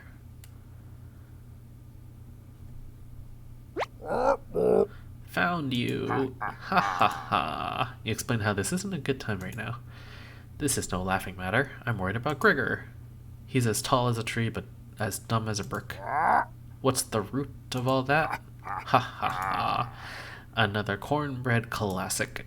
You're being very unpopular right now. That's a tree reference. Oh, popular, okay. Get it? Ha ha ha. Anyways, you need to protect Gregor from that red-haired woman. Cabbage called an emergency chompet meeting and told me to give you this mission. Protect Gregor at all costs. Understood? I will try to salvage this main character. I will try my best. I have a feeling it won't succeed. Ha ha ha. It's the yeast you can do, right? You tell Bread that pun doesn't make sense. Ha ha ha. On a roll today. I'll see you around. Why didn't they build a roll? Bread hops away, pushing himself through a mouse hole with a small pop. You fall asleep thinking about what Bread told you. I don't forget it. Immediately after talking with him. You have a strange dream. It's lying on the table in front of you. You take off the glasses first, partially cracked, and set them down next to the workbench. Oh. After working the saw, you wrap the cuts in old newspaper. Some of it gets soggy immediately, so you decide to dry the cuts with a towel before wrapping. Much better. You hear something approaching. You clench a fist and get ready to strike whatever's coming for you. You wake in a cold sweat. Okay, well, I'm just chopping up Anatoly now. They're being quite literal, I think. So maybe it's like dual personality then? Although I don't know, it seemed like the character, even awake, knows what's going on. You wake in a completely different place. Did you sleepwalk, or... You found some meat! There we go! Cool! Okay, maybe it is dual personality, something like that. Everyone's still asleep. This would be a nice surprise after yesterday's events. You decide to surprise everyone with breakfast. You start by cutting each slice fairly thin. You brown each side in the oven, releasing a unique smell into the air. Unique smell. Karen runs into the kitchen. What is that smell? Give it to me. Now. You don't argue. Karen grabs a cutlet, burning her hands before bringing it to her mouth. Ach. She hungrily devours it, barely chewing. She grabs another cutlet off the plate and eats it. You thought she was concerned with rationing. Gregor wakes up from the couch and heads into the kitchen. Oh god. Already? Gregor looks conflicted, but he succumbs to the hunger. They always do. Gregor eats his food in a few bites, grabbing more with his hands. Tears start streaming down his face, but he doesn't make a sound. You join them, quickly consuming the meat on the table. I can think straight again. We'll be out of here in no time. No need to ration. Karen is sounding more determined than before. I'm gonna lie down on the couch, trying to keep this food down. Gregor crawls onto the couch, turning his back to you. Karen leans in close to whisper. I'm glad Mariah and Anatoly are gone. They were stopping us from bonding properly. How did you get so good at it? You tell Karen. After one bite, it just makes me feel whole again. Even with the nightmares, it's worth it. It took a few nights, but I fought back. And now it's all I can think about. I read the book on necropsy. The text is ancient, but the diagrams are beautifully drawn. Very descriptive. How many years did it take you to perfect your art? You tell her. Yeah, right. I used to tell Mariah that you weren't funny, but that's not true. Sorry about that. You've grown on me. Karen pauses, deep in thought. You know Gregor can't swim, right? He'd be the next to leave, but he doesn't have a chance outside. They always seem to come back, right? In one way or another? Why wait for him to come back? Karen hands you a vial of liquid. I think you know what needs to be done. This is a strong anesthetic. I want you to slip this into Gregor's mug tonight. He won't feel any pain until he wakes up. All you have to do is stand back and let me work on him. This request is beyond extreme. Will you do this for me? Okay, so theoretically speaking here, if I don't do it, she's probably just gonna stab him and he's gonna feel the pain. With that said, I did promise bread. And I'm still trying to salvage this dude, even though he clearly knows what's going on. I don't know why he's going with this fake. Oh, I must have sleptwalked. He knows what's going on.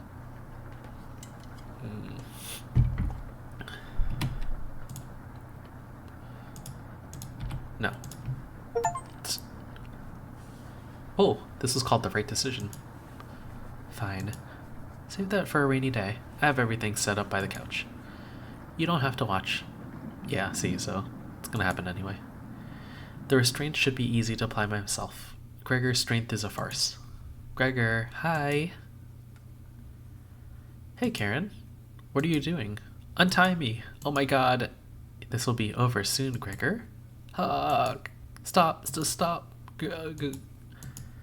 Gregor has turned silent. Oh, wow, I woke up in the living room. I found meat. Awesome, cool. You leave her alone, going into the bedroom and crawling into the bed Anatoly slept in. You fall asleep almost instantly. Now what happens when there's only two? Wake up, sleepyhead. Oh, this is what happens. Oh. You're having a nightmare. Yeah, still having one, I think. Thanks for letting me practice last night. I think I did a great job. Made us all some breakfast this morning to celebrate. Breakfast with what? That's a surprise. Gregor already finished his. Took a few hours, though. Come on, let's eat. Get out of bed and head to the living room. Oh. We're preserving him so he lasts longer. Why? He's a little weak from the blood loss, but no worry. Bandaged him up like a field medic. What is it, Gregor? Where am I? Maybe if you spent as much time reading books as chopping wood, you would have noticed the pages I was bookmarking in the necropsy book. What are you talking about? Do I have to spell it out for you? You're useless. You can't swim. How could you help us if you'd immediately drown? What? I put some of your limbs away for safekeeping. That leg was pretty tasty earlier, huh? Gregor goes pale. How's that for a big breakfast? Ha ha ha. How did he not? So he's missing limbs. And she just comes in like, hey, I made breakfast. And he's just like, oh, breakfast. Cool. Gregor looks at you. Don't even think about crawling away. If you leave this couch, I'll end you. Heh. We'll eat your fresh arms when everything else is gone. Let me start cooking some more of your leg. I'll leave you two alone to chat. Do we also still not have, like, you know, another body? Don't we have Anatoly? Because that's just going to go rotten as well. This has gone too far. Hey. All I wanted was to keep everyone alive and together, but I failed. Are you disappointed in me? What is this game? No. Okay, the good news about this is after this I'll be able to watch the game theories, which I keep seeing and I want to watch. Thank you. That means a lot to me. Growing up, my mother always made sure I never went hungry. Seconds, thirds, fourths, I was never satisfied. One day on my way home from school, I was walking past the town inn. Something smelled amazing. It was coming from a pile of trash. I dug through it and discovered a bag. A meal that was fresh out of the oven. At least that's what I thought. I became severely ill with food poisoning, dry heaving into the toilet for hours. My mother rubbed my back and eventually carried me to bed. Like everywhere else, I was just here for the food. I'll never get this foul taste out of my mouth. She's going to keep eating me. I'm sorry. Getting too late-headed to hold a good conversation. Haha. She's going to torture me again. You know that, right? Gregor grows a little more pale. Can you cover me with a blanket? I'm so cold.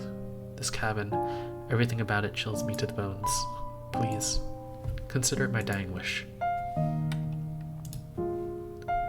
Thank you. Much warmer now. Watch out for that knife, okay? Gregor begins to look at peace. I'm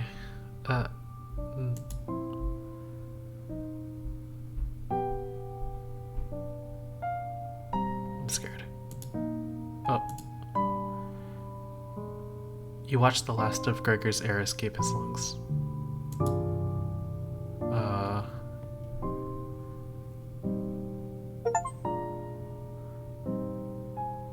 Goodbye, Gregor. Gregor has left, quote-unquote, the cabin. Okay, I see. So I must have smothered him so he couldn't breathe anymore with the blanket or something. What the hell do you think you're doing? You tell Karen that Gregor gave up. We could have kept him alive for another week. What's wrong with you? It's no matter. Plenty of food left now. Karen leaves you alone. You head to the kitchen to try to find the other remains. Gregor, look at the pile of dishes and your mind starts to wander. Hello! Let's play hide and seek. Yeah, okay. Okay. There's 5 of us to find. Can you find all of us? The red-haired woman should know where the basement key is. And I bet one of us is hiding down there. She's whittling something in the rocking chair right now. So watch out for that knife. Probably best to avoid the knife, yeah. Wait. Isn't that your knife? Why did you let her have it? You shrug. As the leader of the Chompettes, it's important you find all of us. So please don't forget any of us. Yeah! Good luck. Cabbage rolls away and tries to hide. Why would Cabbage want to play hide and seek right now? You've been neglecting the Chompettes recently. Can't hurt to play along with them, right? You go talk to Karen in the living room. What? Why am I talking to her? Looks like Karen's just slicing away at a block of wood. I wonder what that's going to be. Gregor's remains have been stored for safekeeping. Scrubbed all the blood out of the couch to save you the trouble.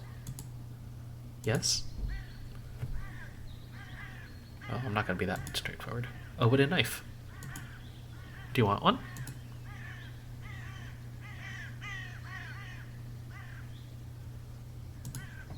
Give me 5 weeks.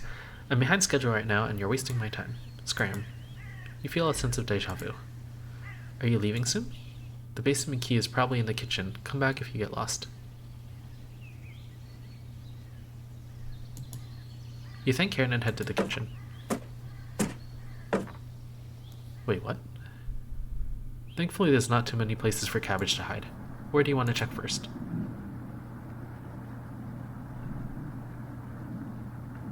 Shoot, I don't know what's going on anymore. Why'd she tell me where the key was? I thought that was like a place I wasn't supposed to find. I thought she was keeping it hidden. But I guess I know about it too, I don't know.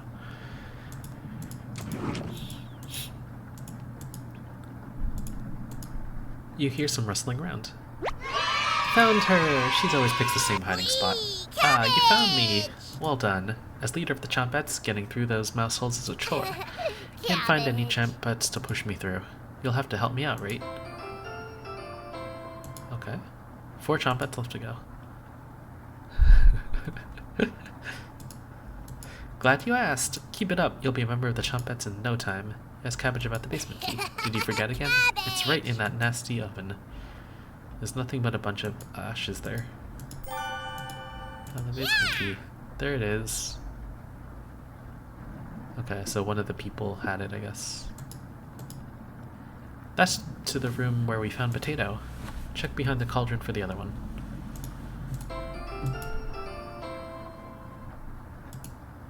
Let's go find Onion. He's hiding in the bedroom. She's making hide and seek far too easy. Chompettes, find Onion. Rolls down the hallway. Can't hurt to find Onion, right? Well, I'm locked in, I think. Found him. Don't be a crybaby, it's just me. Onion. Today? I'm feeling sweet as sugarcane. Honest. Wow, did you eat something gross? Your breath stinks. Drenched head to toe in sweat, too. Could smell you coming from a mile away. Gross. Did the red-haired woman scare you or something? You tell Onion everything that happened. Whoa. Sounds like I missed some messed up stuff. You get a pass. I'm sorry to hear about Mariah, Anatoly, and Gregor. But yikes. 3 people dead in less than a month. Not as bad as 5 people in one night, though, right? I'd probably lose my lunch if I had to see that again. Anyways, don't worry, I got you back. Thanks, Onion. Glad to have you join us, Onion. No problem, Cabbage. I think I heard Bread making noise in the living room. You know how loud he can get. Bread? The one and only. Chompettes, let's move out. Your party is quickly expanding. 3 Chompettes left. You're getting a terrible headache. Your face is feeling numb. Your legs aren't moving. Oh well. You do some timed breathing exercise for a few minutes. That seemed to help. Time to get that bread. Let's get this bread. I wonder if she poisoned us, since we didn't poison Anatoly. Anatoly. You proudly strut up to the living room, happy to be alive. Yep, happy for now. Where is he? You hear Bread coming out of the mouse hole. He's taking a sweet time. Found me, everyone's secretly favorite Chompette, Bread. Don't you loaf me? Ha ha ha. My cousin Cornbread taught me that one. He has hundreds, no, thousands of terrible puns. He's my role model. So, what do you need? You tell Bread about gathering the Chompettes together. That's a pretty crummy idea. Remember what happened last time? With Potato?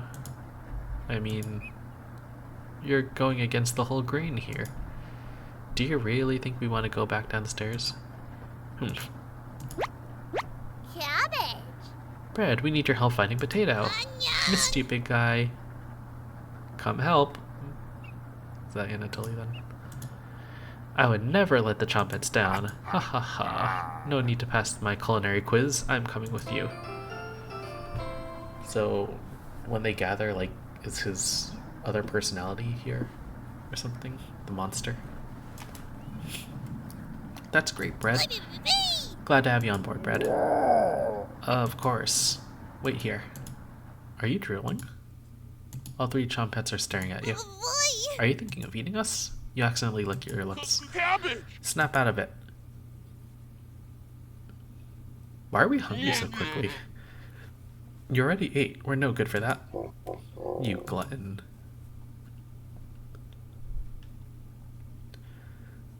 Did they pass out? Holy cow, get them up. So heavy. I think I was drugged at some point. Probably the breakfast. You stumbled to your feet. Let's go find Raspberry and never speak of this again. I think I heard her over by the basement door. Maybe that's Maria. Perfect. Chompettes. Mosey out.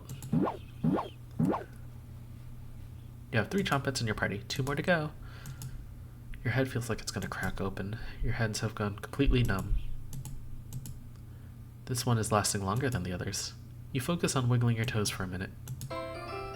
You didn't pass out cold on the floor.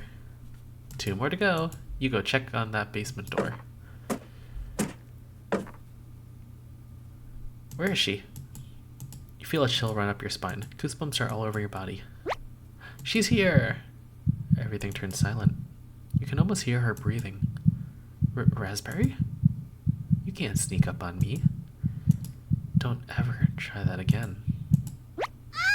Surprise! Found you, Raspberry. Oh wow, it's very nice to see you, Cabbage. I wouldn't leave you behind, Raspberry. Boy. Honest. We need your help finding Potato. Our combined Chompette's detective skills says he's in the basement. Oh yeah?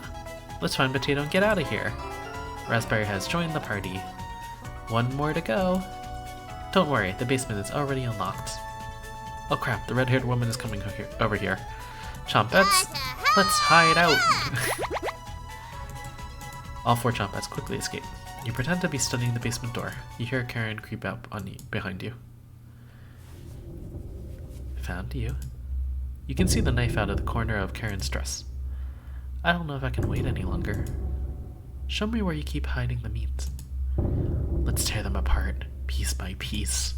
Just like Gregor. Karen looks like she's ready to bury the knife into you. What do you do?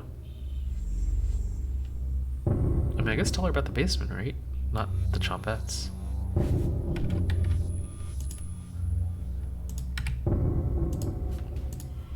So that's why it's locked. Open it. I have to see the room. Can I push her down? Thank you. I'll bring up some cutlets and we'll have a great dinner. Okay? See you soon. Did she already eat Gregor? Like, he's a big dude and it's been like a couple hours. Karen descends the stairs into darkness. Lock the basement door. Did you? Did you just lock the door? You block out her screams of rage. Given enough time, they will end. You crawl into bed and go to sleep. That means I won't find Potato. Because Potato's down there. Well, maybe after she's dead.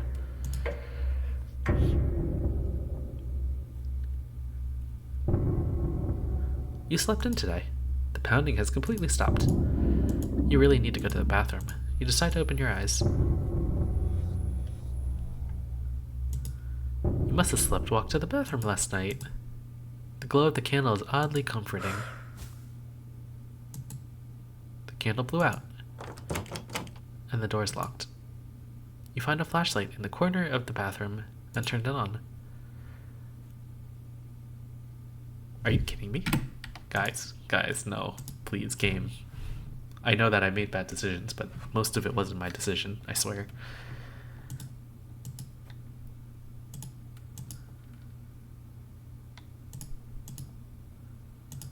Oh god. I'm gonna be quick about this. Cabbage. Oh Jesus. Hello. I got scared. Cabbage, please. Hello. Are you locked in the bathroom again? Tell about the candle being blown out. Ha ha ha. Maybe you just need to try wiggling it a bit. Oh. Sometimes the simplest method is the best one. Excuse me, need to conduct the next secret Chompette meeting. Later. Jesus. Well, getting locked in the bathroom is enough excitement for one day. You get under the covers and quickly fall asleep. Is she still down there? Or did she escape? Shouldn't we check the basement door?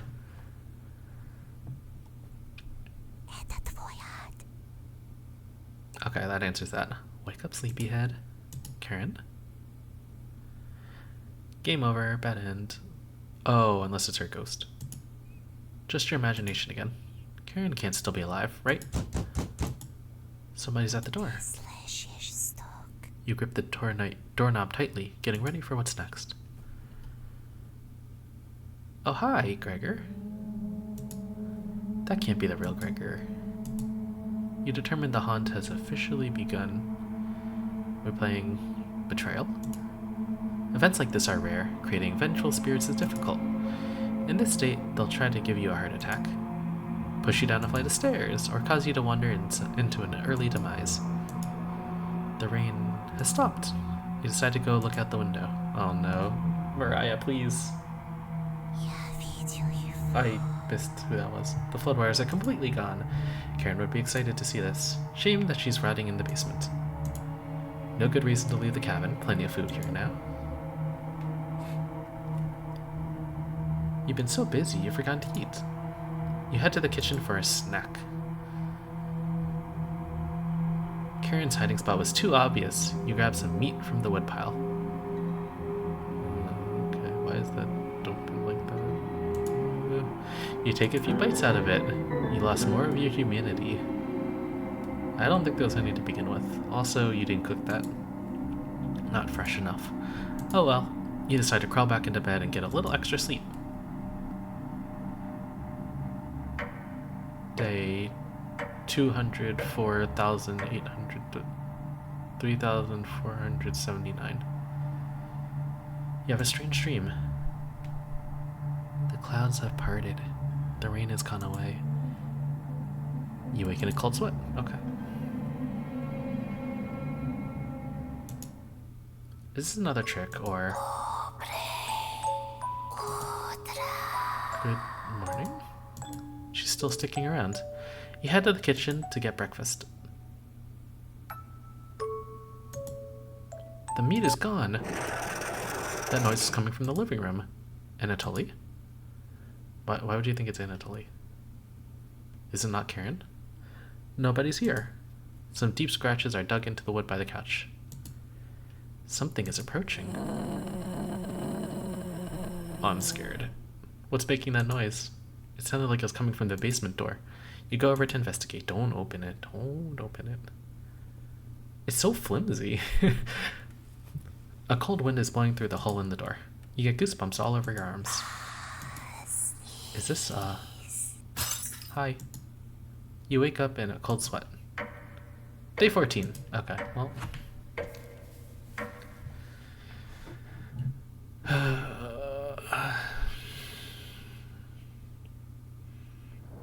It's raining again. I'm gonna pause for a quick second. I want to check Discord real quick.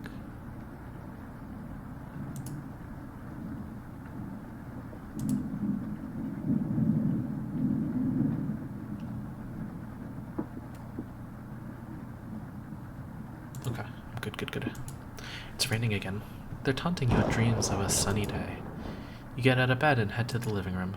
Oh, was that sunny day thing part of the dream too? I don't remember. The couch still smells like Gregor's sweat. Should you have stopped her? You already did. I mean, yes, too late.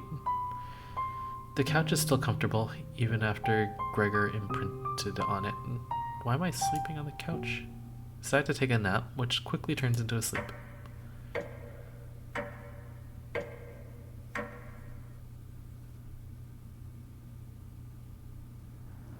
You must have woken up too early today. The cabin living room is pitch black. You pick up a flashlight nearby to explore the darkness. Game, why? Hi. Oh, I clicked too quick.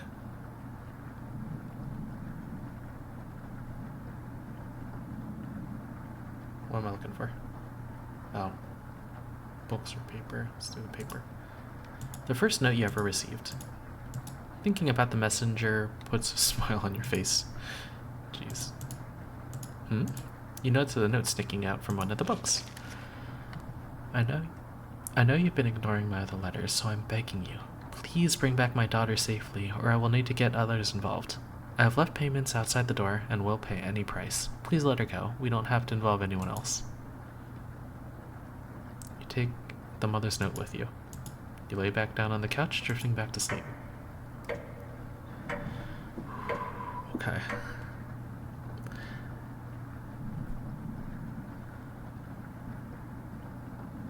Happy Halloween, by the way, everyone. If you've made it this far in the video, happy Halloween. Or not Halloween, it's, you know, it's about to be October at least. You sleptwalked again. You can hear Potato mumbling in the drawer. I thought he was in the basement.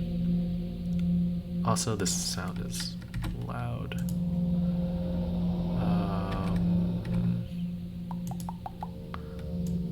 Just gonna lower that, just for my own sanity.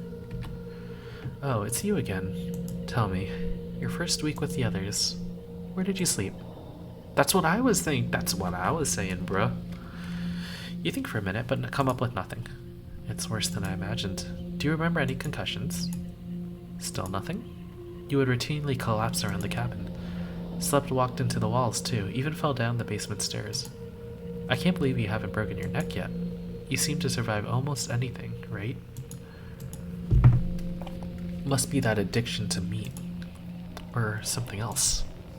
Would you share that secret with me? I don't know the secret, but sure. You tell Potato the secret. Wow, didn't think you'd be dumb enough to tell me. Thank you. You instantly regret telling Potato. Ha ha ha.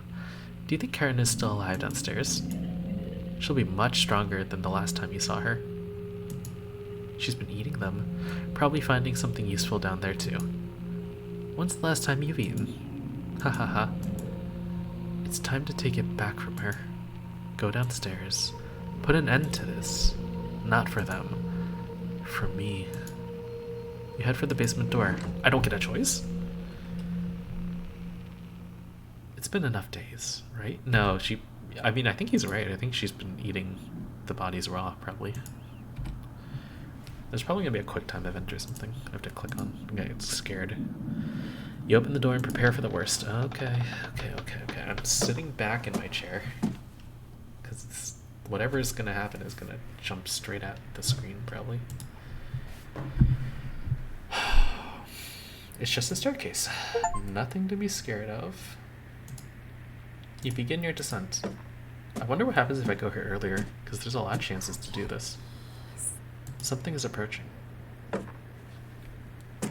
I have my hands over the screen. I'm not looking. Or I'm like partially looking.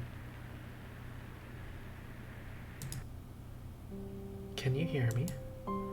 I've been down here the entire time. It's so good to see you again.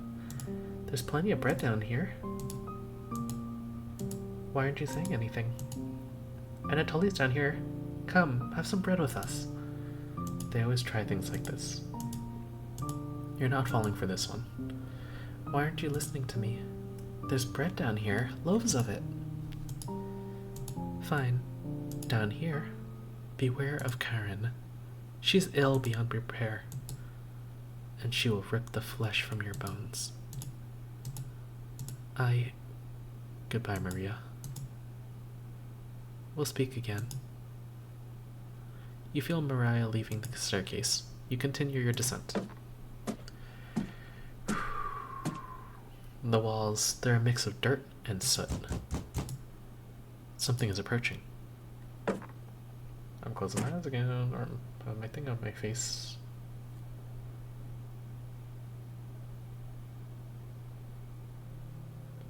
I'm glad I found you. The rain outside has stopped. Did you hear that knocking behind you? Another trap. Everyone else is upstairs. Mariah was worried sick about you. You tell Gregor about speaking with Mariah. Guess I can't lie to you, huh? If you won't come upstairs with me, please turn on the light when you reach the room. I want to see the look on your face when the light bulb turns on. Thank you. Thanks for letting me lick the bowls clean. We'll meet again soon. Beware of Karen. You feel Gregor leaving the staircase. You descend deeper into the abyss. I wonder if the order of deaths is also, like, scripted in, or if it does depend on the relationships you built. Their pressure down here feels heavier. You touch your ears. Blood is leaking out. Something is approaching. Is this Anatoly? I'm still covering my eyes just in case.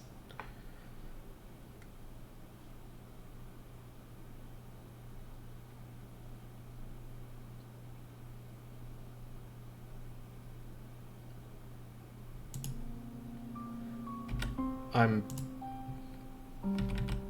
lowering the volume. I'm sorry if you can't hear things. I'm lowering the volumes a lot. I'm too scared. Thought you'd still be fending out that glutton Gregor right now. You tell Anatoly about meeting with Gregor and Mariah. Oh, you don't want to pick onions outside? You shake your head. Guess there's no fooling you, huh? You ask Anatoly where Karen is, below us, waiting to devour you. Down here, the whispers have told me about you. How long did you leave them in here? Beware of Karen. So there's other bodies? She'll wipe that smug smile off your face. See you again soon. You feel Anatoly leaving the staircase. You grit your teeth and keep going. Your feet finally hit solid ground in the basement. Something doesn't feel right. You feel around the wall blindly and locate the light switch. Okay. Hello! You've come so far. Proud of you. As leader of the Chompettes, I want to let you know we have your back. No matter what happens down here, just call out and we'll be there. Honest. Wouldn't let you die down here. When you least expect it, we'll roll with you. Ha ha ha. You can't sneak up on me.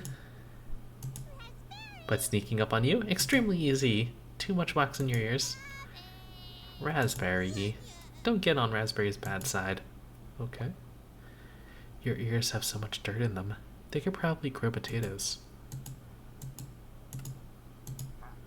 Ha ha ha. We'll have to work on those jokes, potato. Sure. Weren't you hiding in the basement room? I wouldn't miss a killing for the world. Just remember down here, you can call on us. Maybe they're all different personalities of him. And then this is the murder one, potato. We'll help you out in a bind. And if you get lost down here, please don't go into the room. It's the only place we won't go. Got it. That's correct, potato. Thank you for coming along with us. It's not a change of heart, because you never really had one.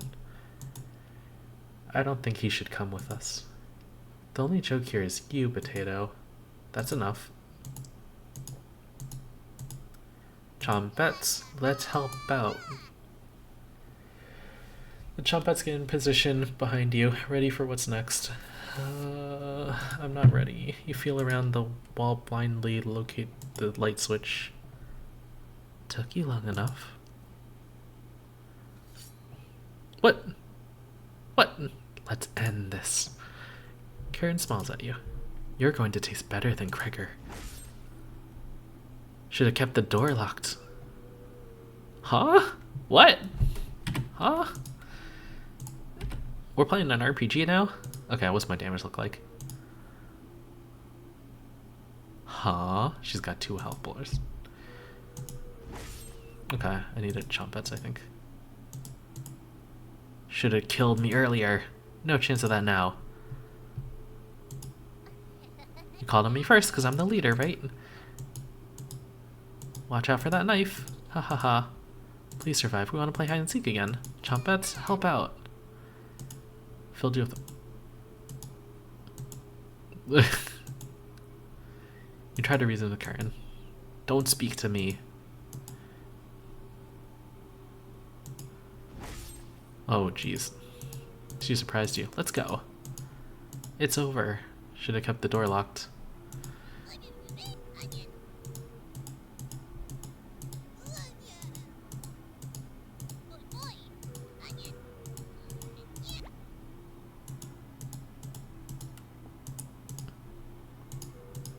Oh god. It's over, I think. I don't think I can win this. Will you fit in the cauldron? Oh my god. You try to reason with Karen. Don't speak to me. Oh jeez. I think it's over. I don't know if I can do anything.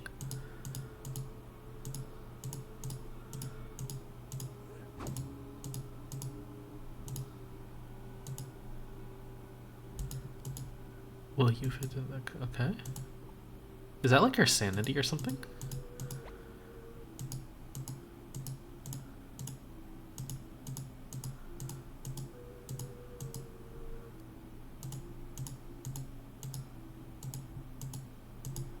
Should have never left Ukraine.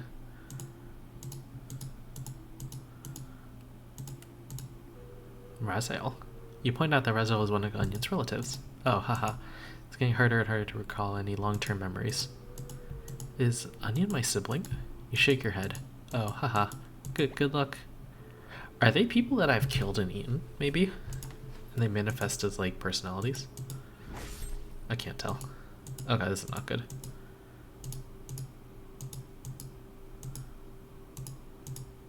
Okay, well, Can I win this?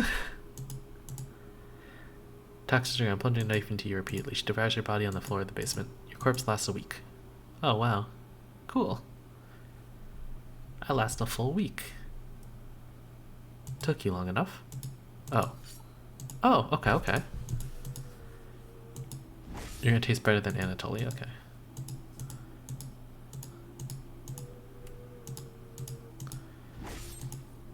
Wait, I think I'm... Okay, I think I understand.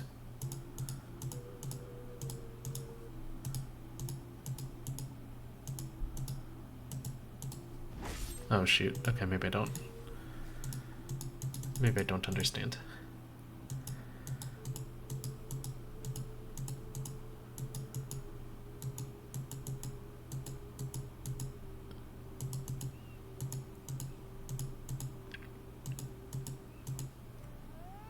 Oh. Okay. Oh. Okay. Okay. Okay. We're the good guys, right? Right. Right. Don't worry about that letter thing. Don't worry about the fact I got second life. Karen quickly stumbles down the hallway, turning left at the end. You're hobbling after her, but the basement is getting darker and darker. You can hear the small echoes of Karen's footsteps in the distance. She still probably has a wooden knife. You're getting lightheaded again. A cool liquid is coming out of your ears. You almost trip a few times as you move downwards. Your shoe begins sticking to the ground. This area has a door in each direction. You head east, opening the door. You feel Karen's presence close by. Oh god, that's not Karen, that's Maria. That's Anatoly. And that's Gregor. Welcome. We've been waiting. Turn on the light. Where's Karen? She's ravenous. Completely ravenous. Lost in the abyss. She will never escape. Fleeing west to nothing. We traded one tragedy for another. Karen will stop your ambitions. Wretch. Abomination. Horror. Turn on the light and savor your inhumanity. Okay, so they're actually cheering on Karen? Question mark? Turn on the light.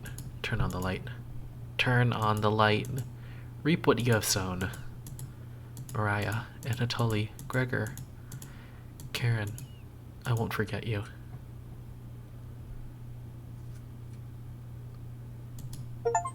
What? Not done yet. Plenty of meat still on these bones. What kind of deer are you that you would dream up this story? What?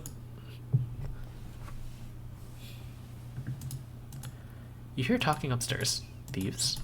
You grab your flaying knife. Sure, we have a knife just for that. And silently go up the stairs. You'll eat well tonight. Oh. The four look completely shocked at the sight of you. She doesn't look like she has the courage to speak. We've been lost for a few days. Your cabin is the only hut we've seen out here. Oh. Oh, I see. I gotcha. Uh-huh. Okay, I see. We're a monster living in a basement. They came in and tried to escape from Ukraine. We pretend to be... we call them thieves just to justify our actions, but they're really just refugees.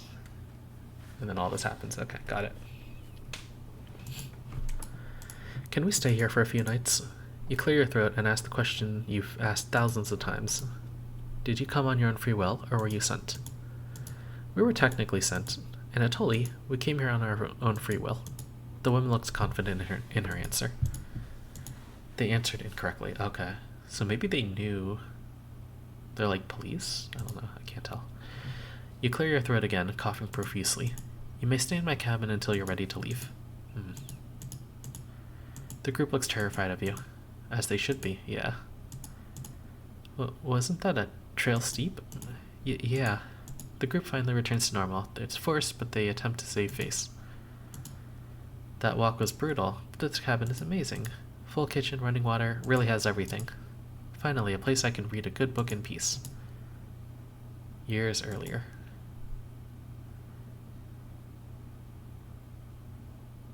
Oh, this is the group that it happened to last time. Rhina, check it out. A cabin? All the way out here? Oh, more meat on these bones. You finally remember the taste. Fondly. What about that psychopath? We lost him a few kilometers ago. Don't worry. Doesn't look like anyone's home. Hello? Come on, Rhina. Sun is setting. Let's take shelter here, just for the night. You sure that's a good idea, Selena? Of course. Front door has a few different ways to lock it. Should keep him at bay if he shows up. Hope there's some snacks in here. Bolek. I guess we don't have a choice.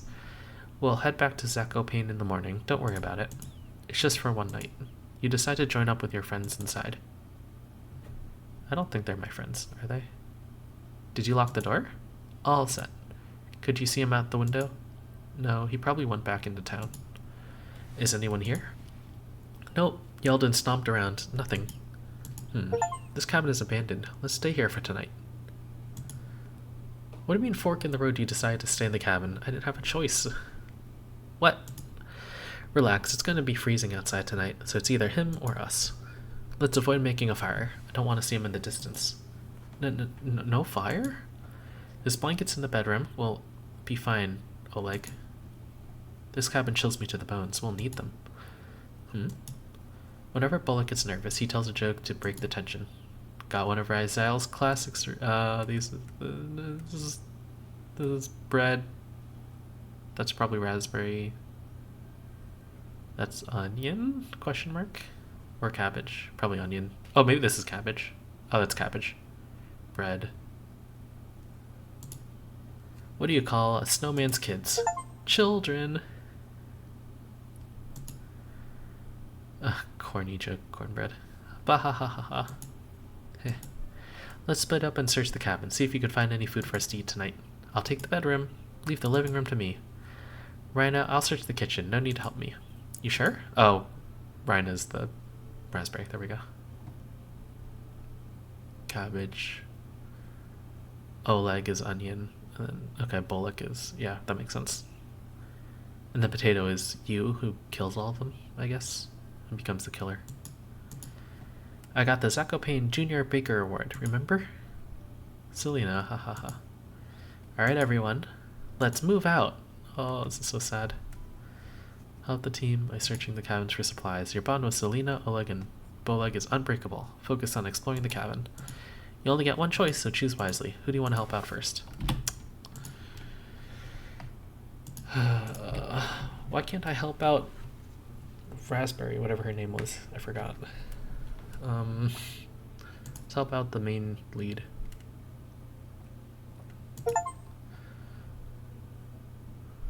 Only if you insist. What area do you want to search first? Oh. Is the thing that was scratching my back like raspberry or something, and then the two people who pushed me in the oven, like the other, her and bread? Oh wow, this mortar and pestle has gotten a lot of use. What's that? Mortar and pestle? It's a cooking tool used to grind herbs, plants, and seeds. You haven't seen one of these? Oh wait, am I Rhina? Let's go over to Oleg's house sometime. His grandma has one. Sounds good, haha. I don't want to search the cauldron and oven. I feel like that's... I think we checked over Selena. You're right, rats. Did you check under the sink? Feels strangely cold underneath. Nothing. Alright, let's see what Boleg and Oleg has found. Right now, let's mosey out. There's still a mouse hole, okay.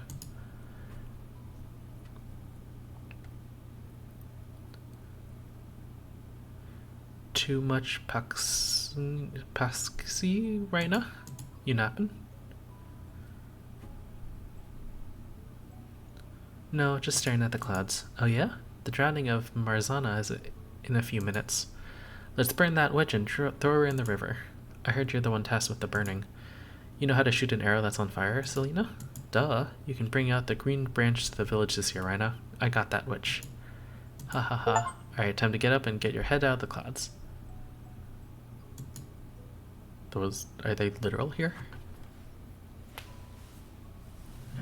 Selena takes you down to the river. Downstream is the witch Marzana, made of straw and sticks. Okay. Her wooden raft won't catch fire easily. Have to aim for the body. Selena fires 3 flaming arrows at Marzana's raft, but nothing connects. When you finally catch up to it, the effigy has fallen down into the water. Effigy falling into the water? Help me fish this out, Raina. The weight is surprisingly light. I thought it was bad to touch the effigy after trying to drown it. That's just an old superstition, Raina. No need to burn, then drown to complete the ritual. Gross, haha.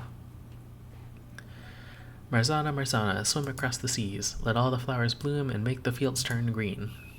Whoa, what the hell are you two doing? Helping Marzana back on her feet, Oleg. She's late. Come help us get her back to the others. I'm not touching that. Ha ha ha. Oleg.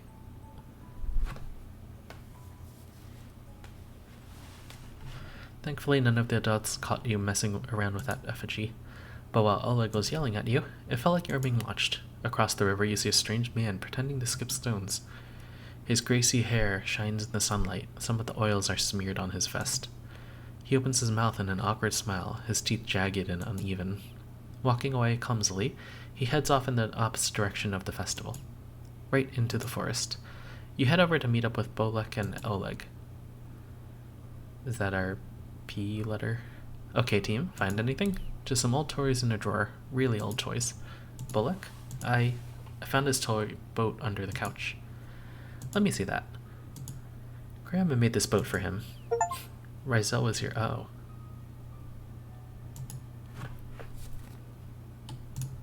Oh, I can scroll up to... Okay. Rizel? The one and only. Could he still be alive here? Oh, he got caught beforehand. Seeing him again would bring Grandma back from the brink. We have to find him. Agreed. Crew, we need to search this cabin top to bottom. Let's find Rizel and bring him back to Zakopane. You got it, Selena. Bolek, Oleg, come with me. Let's look around outside. Raina, you look around the cabin and try to find clues on where Rizel is. That psychopath could still be outside in the woods or downstairs. If you hear any of us yell or scream, find us. Okay? Of course, Selena. Thanks, we'll be listening for you as well. I'll be fine. Crew, let's move out. Leave me to search the cabin. Who's there? Nothing replies back. Oh, I should make the volume a little louder again. Coming from the kitchen, you walk over to investigate. Hello?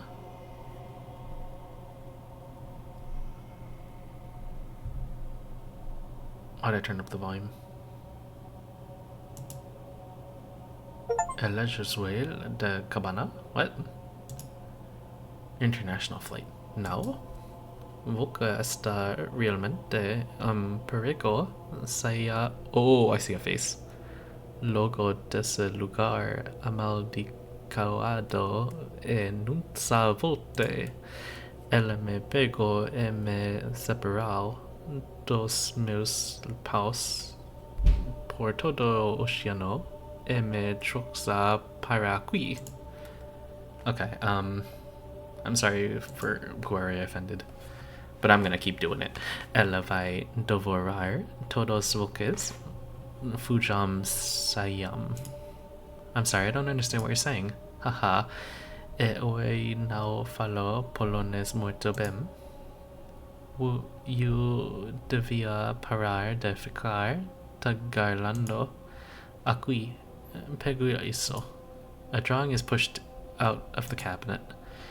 Ela fez alguns desenhos antes de morrer.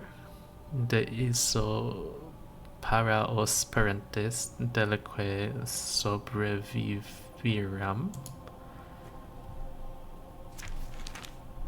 Oh, basement door. Looks like someone used a piece of coal to draw this. Are these bars of a cage? Staring at a door. You take the cage drawing with you.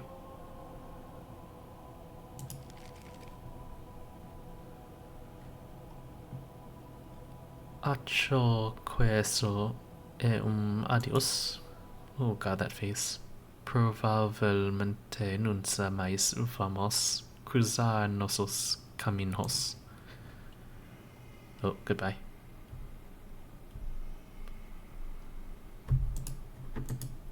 Selena, Oleg, Bullock? No reply.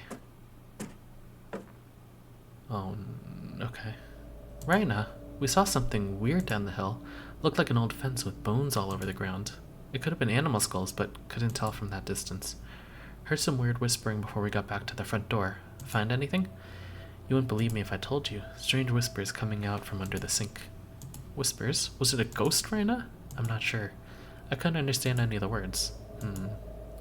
Ghost? Bullock attempts to lighten the mood a little. Got another of Ryzel's jokes for ya. What do ghosts like pouring over their food? I don't know. Give up? Gravy. Gravy. Bahahaha. It was probably just the creaking of the cabinet right now. Yeah, okay. Full-blown conversation. No such thing as ghosts. It seemed pretty real, Selena. Well, if you see it again, let me know. That fence outside was absolutely terrifying. We can't let our guard down around here. Yeah. Can we not split up anymore? None of us check the basement, I guess. I'm scared of getting separated now. Of course, Oleg. We're a team, and teams stick together through thick and thin. Rain or shine. Feast and famine. You're right, Selena. No one's gonna say. I just don't want to lose any of you, like Ryzel. That won't happen when we're together, Oleg. Bullock, you're a night owl. Can you stay guard while we're asleep? Of course. Thanks, Bullock. Oleg and I will take the bedroom. You okay with the living room? Yeah. Okay, yeah. This is making sense, yeah. Thank you, Bullock. Wake us up if you see or hear anything. You got it. Oleg and Selena head to the bedroom, opening the door fully behind them. You lay on the couch and quickly fall asleep.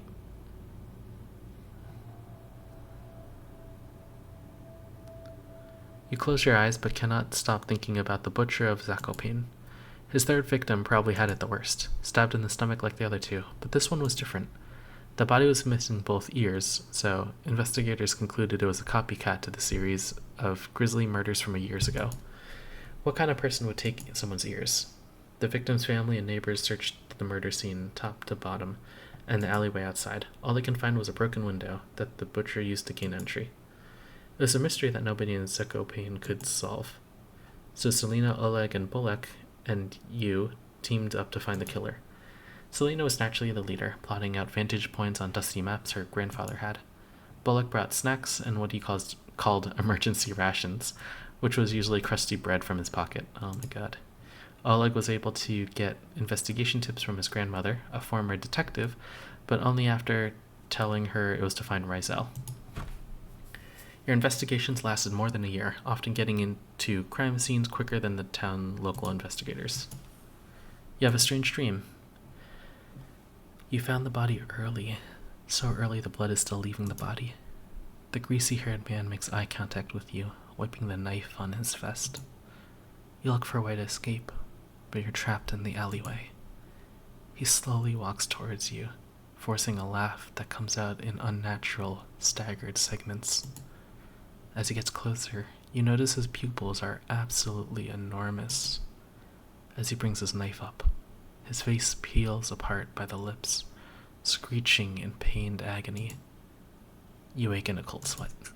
Jeez. Okay, that one got me because it was so big and right in my face.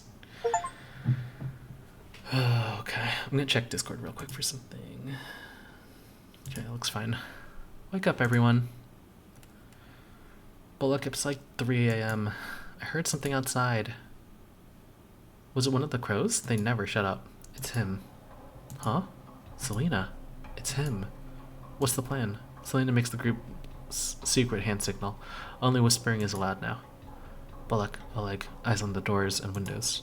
If he makes it inside, run out the front door or downstairs. Downstairs? What if there's less room down there? Then we need to manipulate the lights down there, okay? Find the light bulb pulley, and when he gets close, turn off the lights. He's got that knife, so run for the front door when there's an opening. What if there isn't a working light down there? Our eyes can see better in the dark than him. We can run in circles around him while he's blind down there. He doesn't stand a chance. Don't count your chickens before they hatch, Oleg. Bullock, can you outrun him? Of course. Raina, do you see anything out the window? Oh no. Please, no. The rain hasn't started yet, but you can see storm clouds in the distance. Maybe it'll get too muddy for him, unless he's coming through one of the windows. The window glass is thick. If you try to break it, everyone would hear it. Whomever built the cabin definitely was here for the long haul. See anything, Raina? Nothing. While keeping watch, I found this in the bedroom. Here. Okay. What the hell is this? This is his cabin. Did Rizal make this? He probably has a key or something. It has to have been him. When we found the body stuffed into the barrel, that creep saw us and ran. Who would do something like that? A monster. That's right, Raina. That was the last time we saw him. What's that noise? Get to the staircase now! As you run to the staircase, you see him standing by the front door. He wipes his eyes with his sleeve, completely drenched from head to foot. He attempts a smile, but it looks completely out of character. You slow down your breathing, making it to the staircase safely.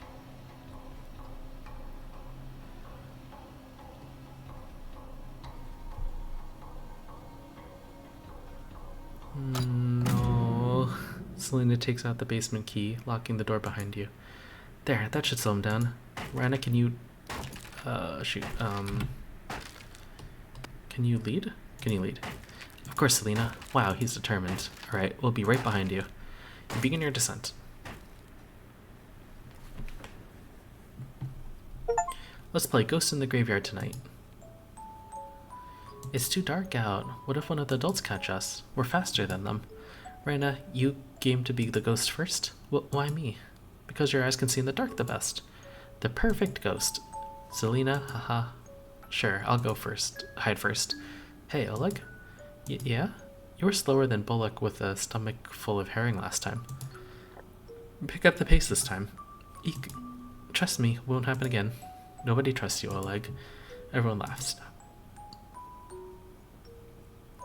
You hide beneath some equipment at the sawmill. It takes the group 2 hours to find you.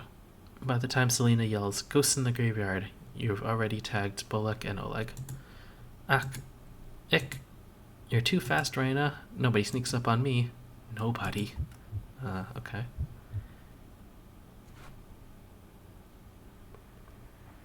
Okay, so I just want to say I was thinking about this. For the original group, I guess they were here on purpose. They didn't wander in as refugees. They were not technically civilians who stumbled here and got unlucky. They were all, I guess, hired, it seems like, by people to chase down this monster. So what I'm kind of curious about is reading through it again. I wonder if the comments that they make kind of makes more sense, and why I got this like feeling that we weren't friends with them. And I'm curious if there was attempts that they were looking for to like kill me or something. I don't know, like new perspective, knowing all this information. Anyways, Raina, what's going on? Nothing, just remembering something. Bullock and Oleg went ahead. There's no time for this, we need to go. You snap out of it and begin your descent. He must be searching for the key. What an idiot. He must be furious to be causing that much damage. Oleg, you find a light switch down there? Yes. Get in position, we'll be right down. That locked door is keeping him busy. That door is pretty old, though. Did you see the holes in it? He's coming down. Run! Your eyes strain to see further down the staircase. You can't hear him.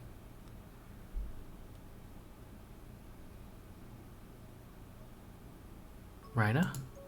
We have someone special to introduce you to. Rizal, come on out. Don't be shy, Rizal. Raina won't bite. Haha. Hi. Nice to meet you. I'm Raina.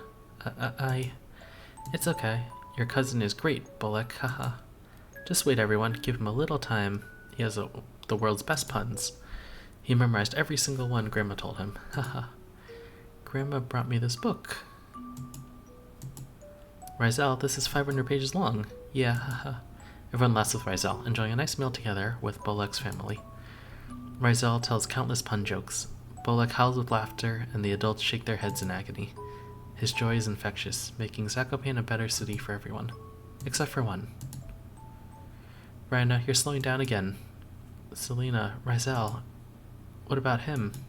I keep remembering him. I see. Crew, let's keep going. You continue downward.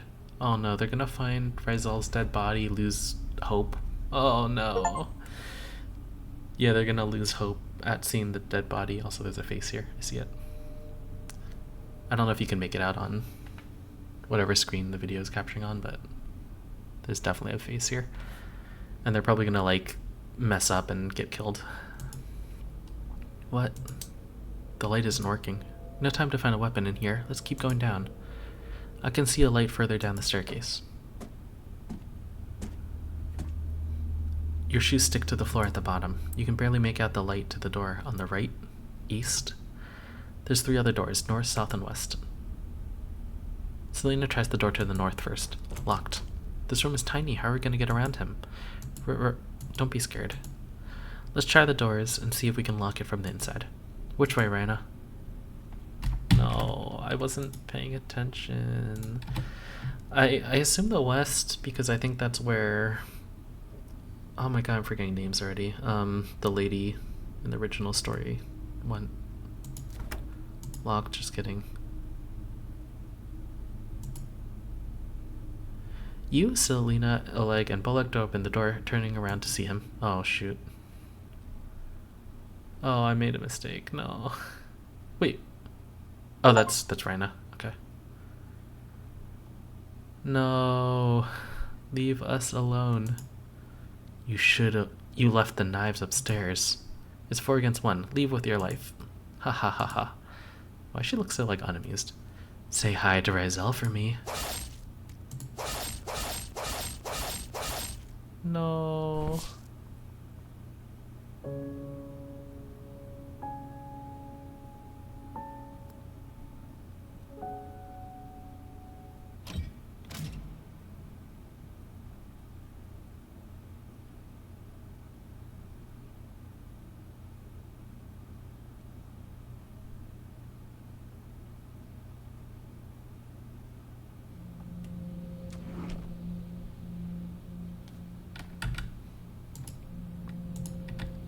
Whoa. Why? You shut the drawer.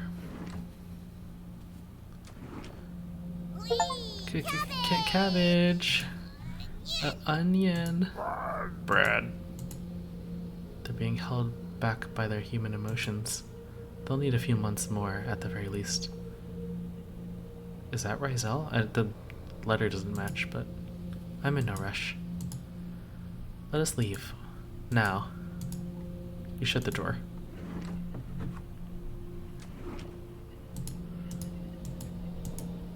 I'd like to explore the cabin. See where those whispers are coming from. Can I leave the door? You nod. Thank you. Want to come with me, Raspberry? I'm going nowhere with you. Haha. Poor Raspberry. Welcome! We've done a few annual Chompette comedy competitions since the last time. Want to be the judge this year? Ignore them. I found some fascinating stuff by using the mouse holes. I need to explain what the hell this is.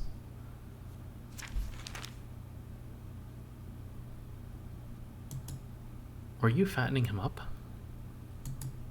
Or were you scaring the hell out of him while you hesitated? You take the basement drawing with you.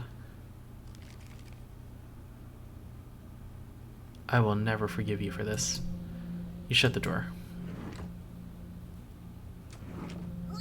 It's time! Chompettes, sound off. Never fear, Onion is here. Like my cousin Cornbread said, I'll rise to the occasion. Oh god. Always merry, Raspberry. Oh, she lost herself. Potato? Potato? You have nothing to give me now. Leave me alone. This is the only way to escape, Potato. We need to leave at the same time. I'm not leaving the cabin. Potato, please. Potato, we want to see Okay. No. Cabra tries whispering, but you can clearly hear every word. They can release us. Just play along and maybe they'll pity us. Yeah? And I'm not working with them. But right now? I pity them. Just an old, disgusting, foul-smelling. That's enough. Potato's words cause a regression to stir inside of you. Keeping these intruders around might be entertaining for now. You slide the door closed, giving them time to stew on their thoughts.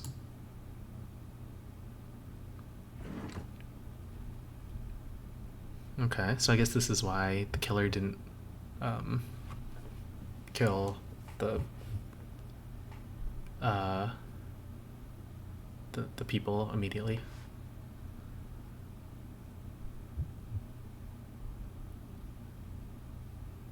Oh, is that like DLC? That might have been like DLC or something.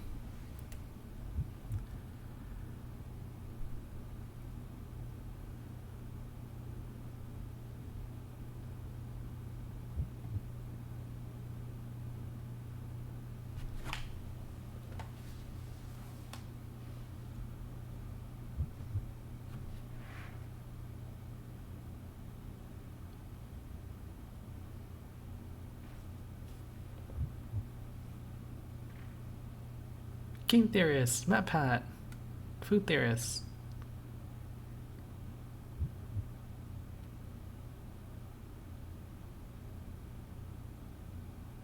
Oh, manly badass hero. And me! Oh my god, it's me. And you, viewer. It's you too, yay. You did this. You made this happen. It's your fault.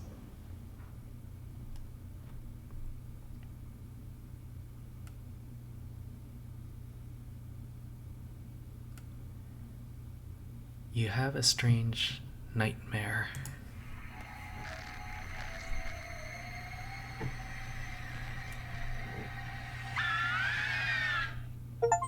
Wake up. I said, wake up. Should save.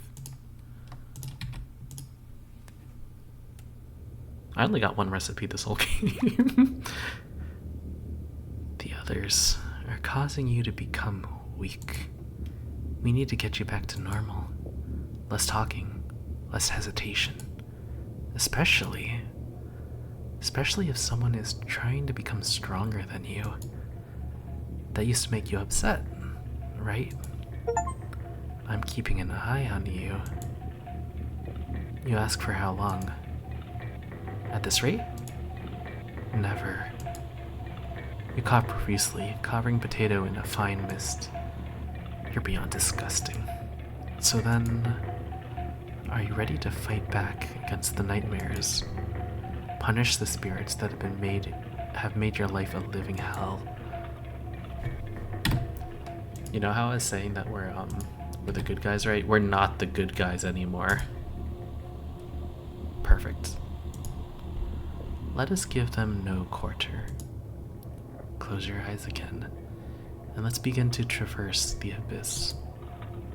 You relax your muscles, getting ready for what's next. This is back in the present, where I'm fighting the lady. Karen, welcome to Nightmare Mode. If you survive, you will gain additional insight to the world of cooking companions, as well as unlocking new Game Plus and a Chompets Only event. This mode is mostly just a joke, so don't take it seriously. From the main menu of Select New Game, you can immediately jump to this mode, and other ones. If you make it to the end, you'll unlock the Chompets Cabin Courses, a Chompet Only event free of humans. For the true cooking companions experience, this mode should be played in a pitch black mode room with headphones. This mode isn't for the faint of heart. The scares have been amplified here. Consider this your final order, you'll probably get startled.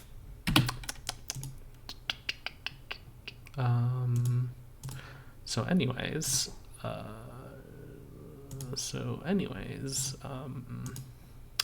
no, I'm not ready for this, actually. We're the good guys.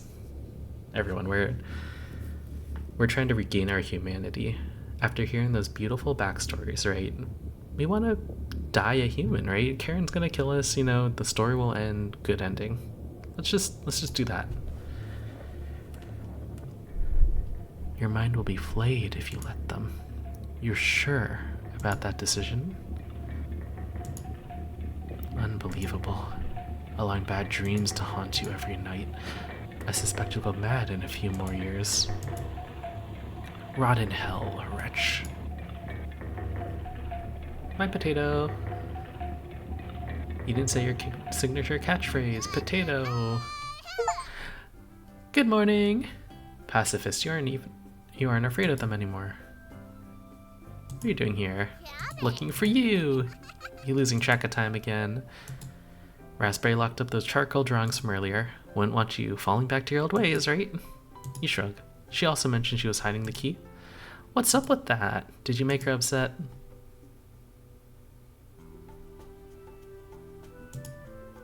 Are you lying again? You really need to work on your honesty. You clear your throat, coughing profusely. Wait, let me check Discord real quick. Okay. Where's Rizel? Why would you ask that? I didn't mean to. He's dead and gone. It would be so nice to join him. Finally escape the cabin and all of the angry ones in the basement. Let's try embracing the nightmares. Maybe your mind will finally be at peace if you do so. Let's talk later. Okay, Cabbage. Thanks for coming to cheer me up. Finally, peace and quiet. You close your eyes, wading into an ocean of nightmares. What? Wait, huh? What? Why?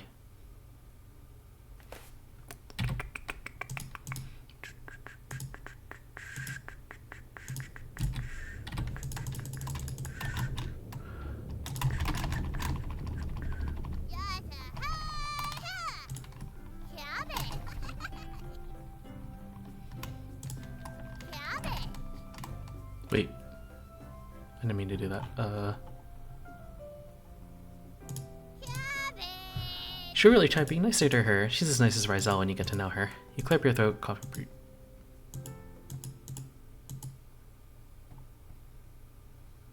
There's a hidden option, right? It's like Doki Doki Literature Club. There's a hidden option that's not.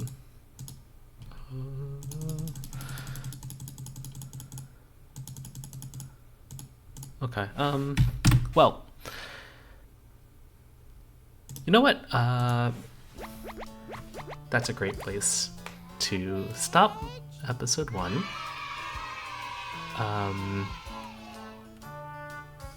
This is actually a pretty fun game, I'm not gonna lie. It's very, very dark and twisted. I'm gonna have to try to add like some sort of warning or something label to it when I upload the video. But honestly, it's very captivating. Like, reading it felt good, it felt smooth. It felt like you were constantly, since you know from the beginning that it's going to be a dark game, you're always looking for things. And I feel like they didn't really try to hide it. Can you go away? Thank you. I feel like the game wasn't trying to really hide it from the very beginning. It felt off from like 15 minutes into the game. But it still maintained a very creepy atmosphere. It still kind of kept you guessing what is the story behind this. So it's no, wonder why there's a game theory about it. I think there's 2 actually. So go away. So I think what I'm going to do is I'm going to try to play this again, maybe tomorrow. Continue the game, get to that nightmare mode, see what's going on, try to complete the story. Then I'll probably watch some of the game theory stuff, and then perhaps what I'll do after is maybe start up a new game and see if I can note things that happen, see if I can change the story at any point. I kind of feel like I can't, because it feels like this is the intended route that the game takes, but I do believe there's different endings and stuff in the game. So I can see at least maybe getting a different ending or something like that. But we'll see. No promises on all that. I do kind of want to play it again, though, because I do want to watch the game theory video on it. Because it was, it is a good game. It is a good game. It's pretty fun.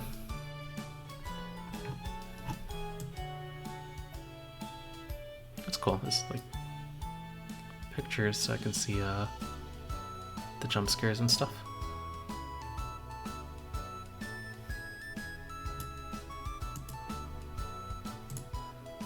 Isn't there also recipe books? I don't remember this one. Oh, this is a recipe book. Okay. If anyone's interested, this is the recipe, the one recipe I unlocked.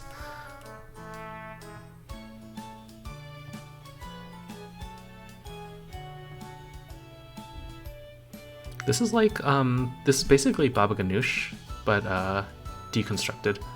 Because baba ganoush, to my understanding, is just roasted eggplant blended together with tahini, like olive oil, lemon juice, salt, pepper. I'm pretty sure that's all it is. And if you haven't had baba ganoush before, if you get a chance, see it at a restaurant at some point as an appetizer, try it with bread. It's delicious, kind of refreshing, very good flavor. Tahini, sesame paste, great ingredient. It's used in hummus as well. You basically just do tahini, chickpeas, like, I don't know, garlic, olive oil, lemon juice, something like that. But it's all very, very good. And then pomegranates. I mean, adds a nice crunch, adds a little bit of sweetness, balance out the flavor. Makes sense. From this, it also only looks like there's like 5-ish recipes. Unless there's more somewhere.